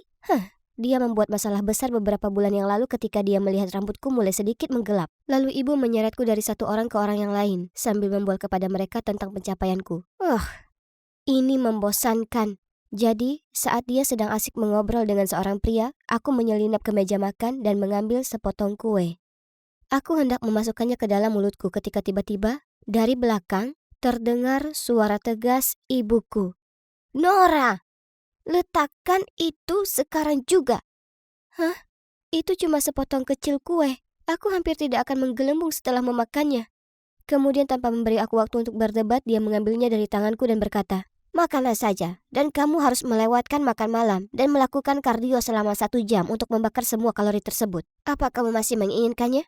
Astaga, tidak ada gunanya berdebat dengan ibu. Jadi aku mengambil minumanku dan pergi ke sudut ruangan. Aku sedang mengutak-ngatik gelasku dan merasa sangat muak ketika tiba-tiba seorang pria mendatangiku dan hampir membuatku menumpahkan minumanku. Ya Tuhan, dia Philip, model remaja paling keren saat ini. "Maaf, apakah kamu Nora? Aku sudah mendengar banyak tentangmu. Tapi, kenapa kamu berdiri di sini sendirian?" Itu karena aku tidak terlalu suka pesta seperti ini. Jadi kita sama. Lalu kami mulai mengobrol. Dan sebelum Philip pergi, dia meminta nomor teleponku. Setelah itu dia mengirimiku pesan setiap malam. Berbicara dengannya sangat menyenangkan. Dia sangat manis dan penuh perhatian. Dan dia selalu mengirimiku meme paling lucu. Lucunya, suatu hari ketika kami sedang ngobrol, dia mengirimiku pesan, "Bolehkah aku mengundangmu makan malam? Ya, mungkin besok malam." Hah? Apa dia mengajakku berkencan? Yeay! Tapi aku harus minta izin dulu ke mama. Bu, apakah ibu ingat Philip yang kita temui di pesta ulang tahun Ana? Bolehkah aku pergi makan malam bersamanya besok? Tentu, aku akan mengantarmu ke sana. Tidak perlu, Bu. Philip akan menjemputku. Tidak, aku bilang aku akan mengantarmu. Tidak peduli apa yang aku katakan, ibu tetap bersikeras. Dan jika aku tidak mengikuti, dia tidak akan melepaskanku. Astaga, ini kencan, bukan peragaan busana yang membutuhkan manajer. Malam berikutnya, begitu aku menuruni tangga, ibuku kembali melakukannya. Ya ampun, apa yang kamu pakai? Sebelum aku sempat menjawab, ibu menarikku ke kamarku, mengeluarkan gaun bodycon dan berkata, "Kamu berusaha keras untuk berpenampilan seperti ini, jadi sebaiknya kamu memamerkannya. Selain itu, mengencani cowok ini bisa mendatangkan kesepakatan bisnis besar bagi kita." Astaga, aku mengerti sekarang. Semua ini hanya tentang ketenaran dan uang. Di sanalah Philip berada. Aku segera merapikan rambutku, lalu dengan percaya diri berjalan ke arahnya. Tapi ketika aku baru saja duduk, bahkan sebelum aku sempat menyapanya, entah dari mana ibuku muncul dan meminta pelayan untuk mengaturkan kursi lain untuknya. Philip menatapku dengan bingung, tapi aku juga tidak tahu apa yang sedang terjadi. "Bu, apa yang kamu lakukan?" "Kita selalu bersama. Tidak keberatan kan aku duduk di sini?" Tidak sama sekali." Philip tersenyum canggung. Ini sangat memalukan. Ketika pelayan muncul dengan menunya, aku sebenarnya senang dengan gangguan tersebut. Tapi, tidak. Aku belum sempat membuka menunya, tapi ibu sudah selesai memesan untuk kami berdua. Salmon panggang dengan salad tanpa saus. Membosankan sekali. Tapi keadaannya menjadi lebih buruk. Saat makan malam ibuku terus menanyakan pertanyaan ke Philip. "Apa pekerjaan orang tuamu?" Mereka hanya menjalankan bisnis kecil-kecilan. Aku pikir mereka adalah presiden sebuah perusahaan atau semacamnya. Ini tak tertahankan. Hentikan. Itu bukan urusanmu. Aku hanya bertanya. Philip yang tampak bingung membuat alasan karena harus melakukan sesuatu. Lalu dia pergi. Itu saja. Berkat ibuku, kencan pertamaku gagal total. Karena frustrasi, aku langsung pergi setelah dia pergi dan tidak mengucapkan sepatah kata pun kepada ibu sepanjang perjalanan pulang. Namun segalanya tidak berakhir di situ. Entah dari mana, dia terus mengomel tentang bagaimana aku tidak boleh bergaul dengan Philip karena dia tidak akan berguna bagi karirku. Tidakkah menurutmu kamu berlebihan? Aku bisa berkencan dengan siapapun yang aku mau. Ibu tahu, aku tidak mau ibu menjadi manajerku lagi dan aku akan pindah sendiri. Lalu aku bergegas kembali ke kamarku dan mulai berkemas. "Sayang, aku hanya mengkhawatirkanmu. Maafkan aku," katanya dan memelukku sambil terisak. "Tolong, jangan tinggalkan aku seperti yang ayahmu lakukan. Aku tidak bisa hidup tanpamu." Mendengar itu hatiku hancur. Dia benar. Sejak ayah pergi, hanya dia yang menjaga dan menyayangiku. Ibu sangat tangguh dan terlalu mengontrol, namun maksudnya baik, bukan? Aku mengirim SMS ke Philip beberapa kali untuk meminta maaf, tapi dia tidak membalas. Nora, lihat lurus. Nora, kemana perginya karismamu? Ayo istirahat sebentar. Apa yang terjadi? Kamu tampak terganggu hari ini. Aku menghela nafas dan mulai memberitahu Eleanor tentang kencanku dengan Philip. Astaga, ibumu benar-benar seseorang yang suka mengontrol. Kamu harus kuat dan melawannya untuk memenangkan kebebasanmu. Tentu saja aku menginginkan kebebasan, tapi dari mana aku harus memulai? Tiba-tiba ponselku berbunyi bip dan menghentikan pemikiranku. Itu ibu. Sayang, anak sakit, jadi aku akan menginap di rumahnya malam ini. Makan malam di lemari es dan jangan lupa lakukan treadmill 1 jam sebelum tidur. Aku mencintaimu. Yeay, malam ini aku akan bebas dan melakukan apapun yang kuinginkan. Jadi, tiba-tiba aku mendapat ide cemerlang. Ya, aku akan mengadakan pesta tidur. Eleanor menyarankan agar kami memesan pizza dan tentu saja semua orang dengan senang hati menyetujuinya. Enak sekali. Tiba-tiba pintu terbuka. Mataku membelalak ngeri ketika aku melihat bahwa itu adalah ibu dan, oh astaga, dia terlihat sangat marah. Nora, apa yang sedang kamu lakukan? Dan kalian bisa menebak sisanya. Dia menyuruh semua temanku pergi dan yang lebih parah lagi, dia memaksaku bangun jam 5 pagi untuk olahraga. Semua ini hanya karena sesuap pizza. Eleanor benar. Aku harus menghentikan ini dengan akhirnya melawannya. Ini sungguh tak tertahankan. Jadi sebagai pelepas stres, keesokan harinya aku memutuskan untuk melakukan sesuatu yang selalu aku inginkan. Wow, lucu sekali. Ya kan? Senang rasanya bisa melakukannya demi perubahan. Nora, kenapa kamu ada di sini? Kenapa kamu tidak menjawab satupun panggilanku? Karena terkejut, aku berbalik dan melihat ibuku berdiri di sana sambil memelototiku. Aku segera menutupi pergelangan tanganku dengan tanganku yang lain. Tapi sudah terlambat. Nora, beraninya kamu membuat tato tanpa seizinku. Kembalilah ke sana dan langsung hapus. Tidak, Bu. Tubuhku, pilihanku. Mulai sekarang aku akan membuat keputusan tentang hidupku sendiri. Semua orang di jalan berhenti untuk melihat kami. Melihat itu, ibu hanya menatap tajam ke arah Eleanor, lalu menyeretku ke mobil. Tapi bagaimana dia tahu kalau aku ada di sana? Tepat pada saat itu, ponselku berbunyi dan ada perangkat AirTag tak dikenal di dekatnya. Tunggu, mungkinkah aku segera memeriksa barang-barangku dan, ya Tuhan, itu benar. Ibu telah memasukkan AirTag ke sudut tersembunyi tasku. Kenapa kamu memasang AirTag ke tasku? Agar aku sadar ketika kamu melakukan hal-hal bodoh seperti menodai tubuhmu dengan tato yang jelek. Cepat atau lambat kamu harus menghapusnya. Umurku 18 tahun, aku bisa melakukan apapun yang aku inginkan. Eleanor benar. Ibu cuma ingin mengubahku menjadi boneka yang harus dikendalikan. Aku tahu itu, Nora. Aku melarangmu bergaul dengan gadis itu lagi. Dia iri padamu dan ingin menghancurkan karirmu. Dia cuma mau membantuku. Perilakumu tidak bisa diterima. Lalu dia menarikku ke kamarku dan mengunci pintunya. Kamu boleh diam di sana sampai kamu sadar. Aku menggedor pintu dan berteriak sampai suaraku serak, tapi tidak ada gunanya. 3 hari berlalu. Ibu masih membawakanku makanan, tapi dia menolak mengeluarkanku. Oh, tidak. Apakah dia ingin menahanku di sini selamanya? Aku buru-buru menelpon Eleanor untuk meminta bantuan, tapi tidak berhasil. Kenapa dia tidak menjawab teleponnya? Lalu tiba-tiba aku melihat sebuah artikel yang melaporkan bahwa seorang model telah berbicara tentang bagaimana Eleanor telah menipunya untuk mencuri tempat vedetnya untuk pertunjukan desainer terkenal yang akan datang. Dan model itu adalah aku. Mustahil. Itu tidak terjadi sama sekali. Dan aku belum pernah berhubungan dengan pers. Lalu sebuah pikiran terlintas di benakku. Mama, itu benar. Sebagai manajerku, dia pasti mengatakan ini kepada media untuk mencemarkan nama baik Eleanor. Sementara, Eleanor pasti mengira akulah yang melakukan semua ini. Tidak heran dia mengabaikan panggilanku. Marah dan kecewa dengan kelakuan ibu, aku memutuskan untuk curhat di Twitterku.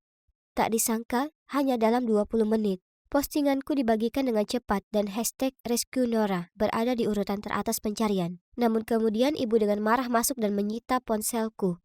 Jangan berharap seseorang datang ke sini dan menyelamatkanmu.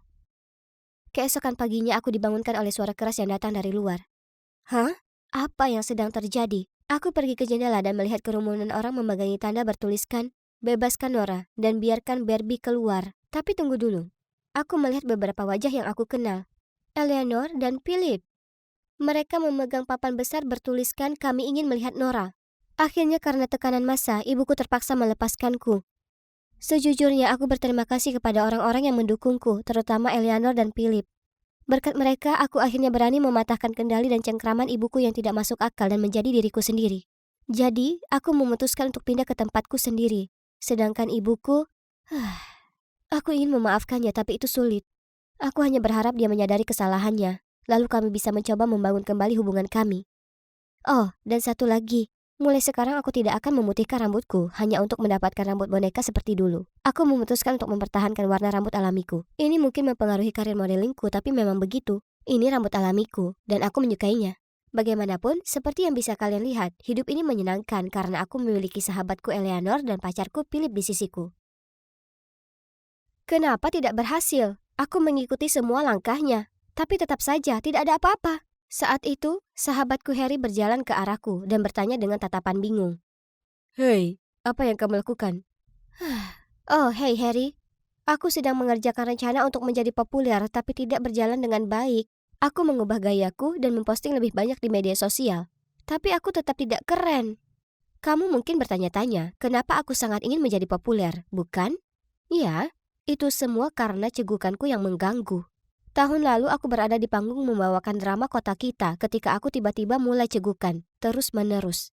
Aku tidak bisa berhenti dan seluruh penonton mulai menertawakanku. Pada akhirnya, mereka harus menggantikanku dengan orang lain. Bukan hanya itu momen paling memalukan dalam hidupku, tapi aku juga sering diolok-olok sejak saat itu. Tahun ini, aku ingin menjadi populer, agar semua orang akan melupakan kejadian cegukan itu. Andai saja menjadi populer itu mudah. Hei, kamu bisa membantuku? Tidak mungkin, rencanamu gila. Saat itu, siswa baru, Amanda, lewat, sambil dikelilingi segerombolan siswa lainnya. Kenapa gadis itu begitu populer? Maksudku, dia baru seminggu di sini. Kamu tidak tahu? Dia saudara perempuan Dustin. Dia sudah menjadi cowok paling populer di sekolah. Jadi menjadi adiknya membuat dia populer juga. Itu dia, Harry. Cara tercepat bagiku untuk menaiki tangga popularitas adalah dengan pacaran dengan Dustin. Pada awalnya, Harry tampak bingung dengan ini, tapi kemudian dia tiba-tiba setuju untuk membantuku.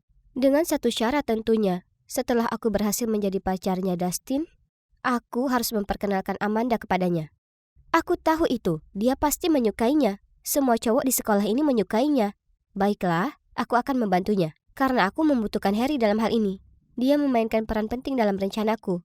Dan kalian akan segera mengetahui alasannya. Sepulang sekolah, aku sedang menunggu di sudut tempat parkir ketika Harry berjalan ke arahku, diikuti oleh Dustin. Aku dengar kamu bisa mengajariku. Ya, benar. Aku tidak menerima uang, aku cuma perlu. Apa yang kamu butuhkan? Aku ingin kamu berpura-pura menjadi pacarku. Dustin tertawa terbahak-bahak, tapi kemudian ketika dia melihat tatapan serius kami, dia berhenti. Kalian berdua gila. Tapi aku harus lulus pelajaran matematika, jadi oke. Namun, nilaiku harus meningkat dalam waktu 2 minggu, baru kita sepakat. Setuju, aku menyeringai. Dalam 2 minggu? Itu sangat mudah. Sungguh menarik. Kalian pasti bertanya-tanya bagaimana kami berhasil melakukannya. Nah, Harry anggota tim sepak bola Dustin, dan mendengar pelatih memberitahu dia jika dia tidak meningkatkan nilai matematikanya, dia akan dikeluarkan dari tim. Pada dasarnya, kami menggunakan kelemahan Dustin untuk mencapai kesepakatan. Aku tahu aku tidak punya kesempatan bersamanya dengan menggunakan kemampuan merayuku yang buruk. Jadi inilah waktunya menggunakan kekuatan terbesarku, otakku. Cukup pintar ya? Aku mulai mengajari Dustin. Lalu setelah 2 minggu, nilainya naik 2 tingkat. Dan saat itulah dia menyetujui kesepakatannya dan berpura-pura menjadi pacarku. Keesokan harinya, Dustin dan aku berpegangan tangan dan berjalan ke sekolah. Dan seperti yang kuduga, semua orang melongo melihat kami. Aku bahkan mendengar mereka berbisik tentangku. Apakah itu gadis cegukan yang bersama Dustin? Dan, wah, sejak kapan mereka berdua pacaran? Bukan hanya itu saja. Kemanapun aku pergi, orang-orang akan mengikutiku. Dan di setiap kelas, semua orang ingin duduk di sebelahku. Akhirnya, aku populer dan aku menyukainya. Aku baru saja selesai mengajar Dustin di rumahnya dan hendak pulang ketika ibunya muncul dan mengundangku untuk makan malam. Canggung, tapi aku tidak ingin bersikap kasar. Jadi aku menjawab ya. Selain itu, ini adalah kesempatan bagus untuk ngobrol dengan Amanda. Aku sedang duduk di sebelah Dustin di meja makan ketika Amanda masuk dan menatapku dengan tatapan kotor. Apa yang dia lakukan di sini? Amanda, tolong sopanlah. Oke. Apakah aku telah membuatnya kesal? Setelah kami selesai makan, aku membantu Amanda membersihkan meja. Aku mengeluarkan beberapa kue coklat buatan sendiri dari tasku dan memberikan senyuman ramahku sambil berkata, temanku Harry, dia menyukaimu. Aku ingin tahu apakah..." Tanpa membiarkanku menyelesaikan kalimatku, Amanda menyelaku. "Maaf, izinkan aku menghentikanmu di sini. Pertama, aku tidak makan kue. Bleh. Kedua, aku berasumsi kamu bertanya kepadaku apa aku mau pacaran dengan temanmu, kan? Tidak, karena dia pecundang sama sepertimu. Sudah cukup memalukan kalau Dustin berkencan denganmu." Lalu dia pergi meninggalkanku yang berdiri di sana dengan tercengang. Ya Tuhan, aku tidak percaya dengan apa yang baru saja kudengar. Bagaimana seseorang bisa bersikap sekasar itu? Keesokan harinya di sekolah, aku ingin memberitahu Harry untuk menyerah pada Amanda. Tapi begitu aku melihatnya, dia berlari ke arahku, memelukku dan berkata, Emily, kamu jenius dalam mencari jodoh. Terima kasih. "Hah? Bagaimana apanya?"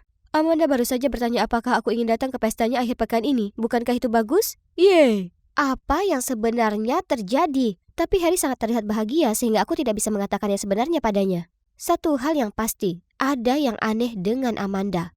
Tentu saja aku juga menghadiri pesta itu, karena aku pacar Dustin. Ingat? Wow, kami sebenarnya berada di pesta anak-anak yang keren. Pertama kalinya bagi kami berdua. Ini luar biasa. Harry bahkan menjadi sedikit emosional. Sayang sekali. Dustin dan aku bekerja sama untuk bermain bir pong dan itu sangat menyenangkan. Dan di luar dugaan, kami menang. Kami sangat bersemangat dan kami berdua bersorak kegirangan dan berpelukan tanpa berpikir panjang. Ups, tidak menyangka hal itu akan terjadi, tapi yang terjadi selanjutnya lebih gila lagi. Semua orang mulai bersorak. Cium, cium, cium. Astaga, mereka tidak mungkin serius, bukan? Aku hanya menertawakannya dan berharap semua orang akan berhenti. Tapi tidak, mereka terus bersorak. Tiba-tiba Dustin meraih wajahku dan menciumku, tepat di bibirku. Aku tidak mendorongnya. Oh tidak, aku malah memejamkan mata dan terbawa suasana. Aku bahkan mengangkat satu kaki. Oh, dan FYI, itu ciuman pertamaku. Setelah itu, wajah kami berdua menjadi merah padam dan menghindari kontak mata. Seluruh tubuhku terasa panas seperti sedang demam atau apalah. Bagaimanapun, pesta itu adalah segalanya yang aku impikan dan banyak lagi. Keesokan harinya, Harry dan aku tiba di sekolah dalam suasana hati yang sangat baik. Namun tiba-tiba, kami melihat sekelompok siswa berkumpul di sekitar seseorang. Kami menerobos kerumunan dan melihat Amanda menangis. Ternyata, seseorang dari pesta itu telah mencuri 2 telur Pebridge milik ibunya. Kemudian, salah satu teman Amanda menyarankan untuk memeriksa semua ransel dan loker semua orang yang menghadiri pesta tadi malam. Tapi kemungkinannya kecil, pelakunya pasti sudah bisa menyembunyikan semua bukti sekarang. Tetap saja, kita harus mencoba segala yang kita bisa, bukan? Aku tidak tega melihat Amanda menangis seperti ini. Lalu dia dengan lembut menepuk pundaknya. Hei, itu keren. Bagus sekali, Harry. Jadi, kami memeriksa barang milik beberapa orang, dan tetap saja tidak ada yang ditemukan. Kemudian giliran Harry. Dia membuka loker, dan... Oh, Tuhan! Salah satu telur Pebridge ada di sana. Tapi bagaimana caranya? Dia tidak akan pernah melakukan hal seperti itu. Aku membuka lokerku, dan... Apa? Ada yang lainnya. Apa yang sebenarnya terjadi? Tiba-tiba, Amanda mulai meneriaki kami. Aku tahu itu kalian berdua. Hai semuanya. Emily di sini memanipulasi Dustin dengan menggunakan kelemahannya, kecintaannya pada sepak bola dan ketidaksukaannya pada matematika. Lalu dia memaksanya untuk berpura-pura menjadi pacarnya supaya dia bisa terlihat keren. Semua orang mulai memelototiku seolah akulah penjahatnya, tapi ternyata tidak. Terjadi kesalahpahaman. Aku menoleh ke Dustin untuk meminta bantuan, tapi dia hanya menghindari tatapanku lalu pergi. Aku tidak tahu harus berbuat apa, jadi aku hanya berdiri kaget sampai Harry menyeretku pergi bersamanya.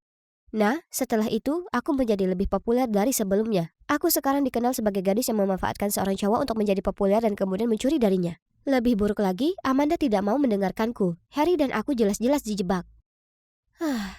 Kuharap aku bisa kembali ke kehidupan normalku sebelum aku membuat kesepakatan bodoh dengan Dustin. Oh, tapi ciuman itu tidak akan terjadi. Ya ampun, mungkinkah aku jatuh cinta pada Dustin? Lalu tiba-tiba aku mendapat SMS dari Amanda. Itu adalah klip dari pesta baru-baru ini dengan pesan, "Kamu bukan apa-apa lagi, Dustin." Kenapa kamu pacaran dengan pecundang ini? Bukankah dia gadis yang cegukan saat bermain? Aku akan menggunakannya sampai akhir semester ini. Ya ampun, aku tidak percaya dia mengatakan itu. Aku tahu dia tidak menyukaiku seperti aku menyukainya. Tapi apakah dia harus jahat itu? Klip secara otomatis diputar ulang. Menonton kali ini saja sudah cukup buruk. Tapi tunggu, ada detail dalam klip itu yang menarik perhatianku. Aku memutar ulang, dan ya Tuhan, ada 2 telur Pebridge yang hilang. Klipnya direkam pada tengah malam, tetapi Harry dan aku meninggalkan pesta sebelum itu. Aku segera bergegas ke rumah Dustin dan Amanda untuk menunjukkan videonya kepada mereka. Aku tidak ingat kalian berdua pulang lebih awal. Bagaimana jika kamu berbohong? Baiklah, aku perhatikan di pintu depanmu terdapat kamera. Jika kamu mau, kami bisa memeriksanya. Dustin menoleh ke Amanda dan dengan bingung bertanya, Apakah kamu menaruh telur itu di loker Emily dan Harry? Amanda tidak mengatakan apapun kecuali kepalanya yang tertunduk mengatakan semuanya. Tapi kenapa kamu melakukan itu? Emily tidak melakukan kesalahan apapun. Karena aku tidak suka dia menjadi pacarmu. Aku menyukaimu. Apa? Bukankah dia saudaranya? Oh, ternyata mereka sebenarnya bukan saudara kandung. Itu pasti aneh. Sebenarnya orang tua mereka sangat dekat dan ketika orang tua Amanda meninggal karena kecelakaan, keluarga Dustin menerimanya. Jadi Amanda sudah seperti saudara perempuan bagi Dustin. Namun Amanda di sisi lain sudah lama jatuh cinta padanya. Aku memutuskan untuk tidak mempermasalahkannya. Selama dia memposting status di media sosial yang mengatakan bahwa ini semua adalah kesalahpahaman dan kami tidak mencuri darinya, dan dia dengan enggan menyetujuinya. Setelah itu, aku langsung keluar dari sana tanpa berkata apa-apa lagi pada Dustin. Tapi dia mengejarku dan meminta maaf karena tidak membelaku beberapa hari yang lalu. Dia tidak bisa memilih antara aku dan Amanda. Lalu dia berkata, Klip yang kamu lihat itu tidak seperti yang kamu pikirkan. apa yang tidak perlu dipahami? Sudah jelas sekali. Lalu apa itu? Tolong beritahu aku. Tapi Dustin hanya berdiri diam dan menatap sepatu Keds-nya. Seperti dugaanku, tidak ada lagi yang perlu dijelaskan. Jadi aku bergegas pergi. Keesokan harinya Amanda memposting status tersebut dan nama kami akhirnya dibersihkan. Hidupku kembali membosankan. Tapi tidak apa-apa karena sekarang aku tahu bahwa menjadi populer bukanlah hal yang membuatku bahagia. Oh, dan tentang aku dan Dustin? Nah, beberapa hari kemudian dia mengirimiku video. Itu klip yang sama dari pesta. Pada awalnya, ini membuatku frustrasi. Maksudku, kenapa dia membuatku menontonnya lagi? Tapi kemudian aku perhatikan bahwa klip ini lebih panjang. Karena penasaran aku tekan tombol play. Dan kalian tidak akan percaya apa yang terjadi di paruh kedua video itu. Setelah bagian Dustin mengatakan dia hanya ingin memanfaatkanku, semua orang semakin menggodanya. Dia menjadi marah dan berteriak. Ya, Emily memang aneh, tapi dalam arti baik. Aku suka cara dia mencium bau buku setiap kali dia membukanya dan cara dia yang lucu merasa malu saat bersin keras. Apa kalian tahu apa yang paling aku suka dari dia? Dia cegukan setiap kali dia gugup. Kalian tidak salah dengar, aku menyukainya. Apa? Dustin juga menyukaiku. Amanda sengaja memotong bagian video ini agar aku salah menilai dia. Tapi sekarang setelah aku tahu kebenarannya, menurut kalian apa yang aku lakukan? Ya, tentu saja aku memaafkannya. Maksudku, bagaimana tidak?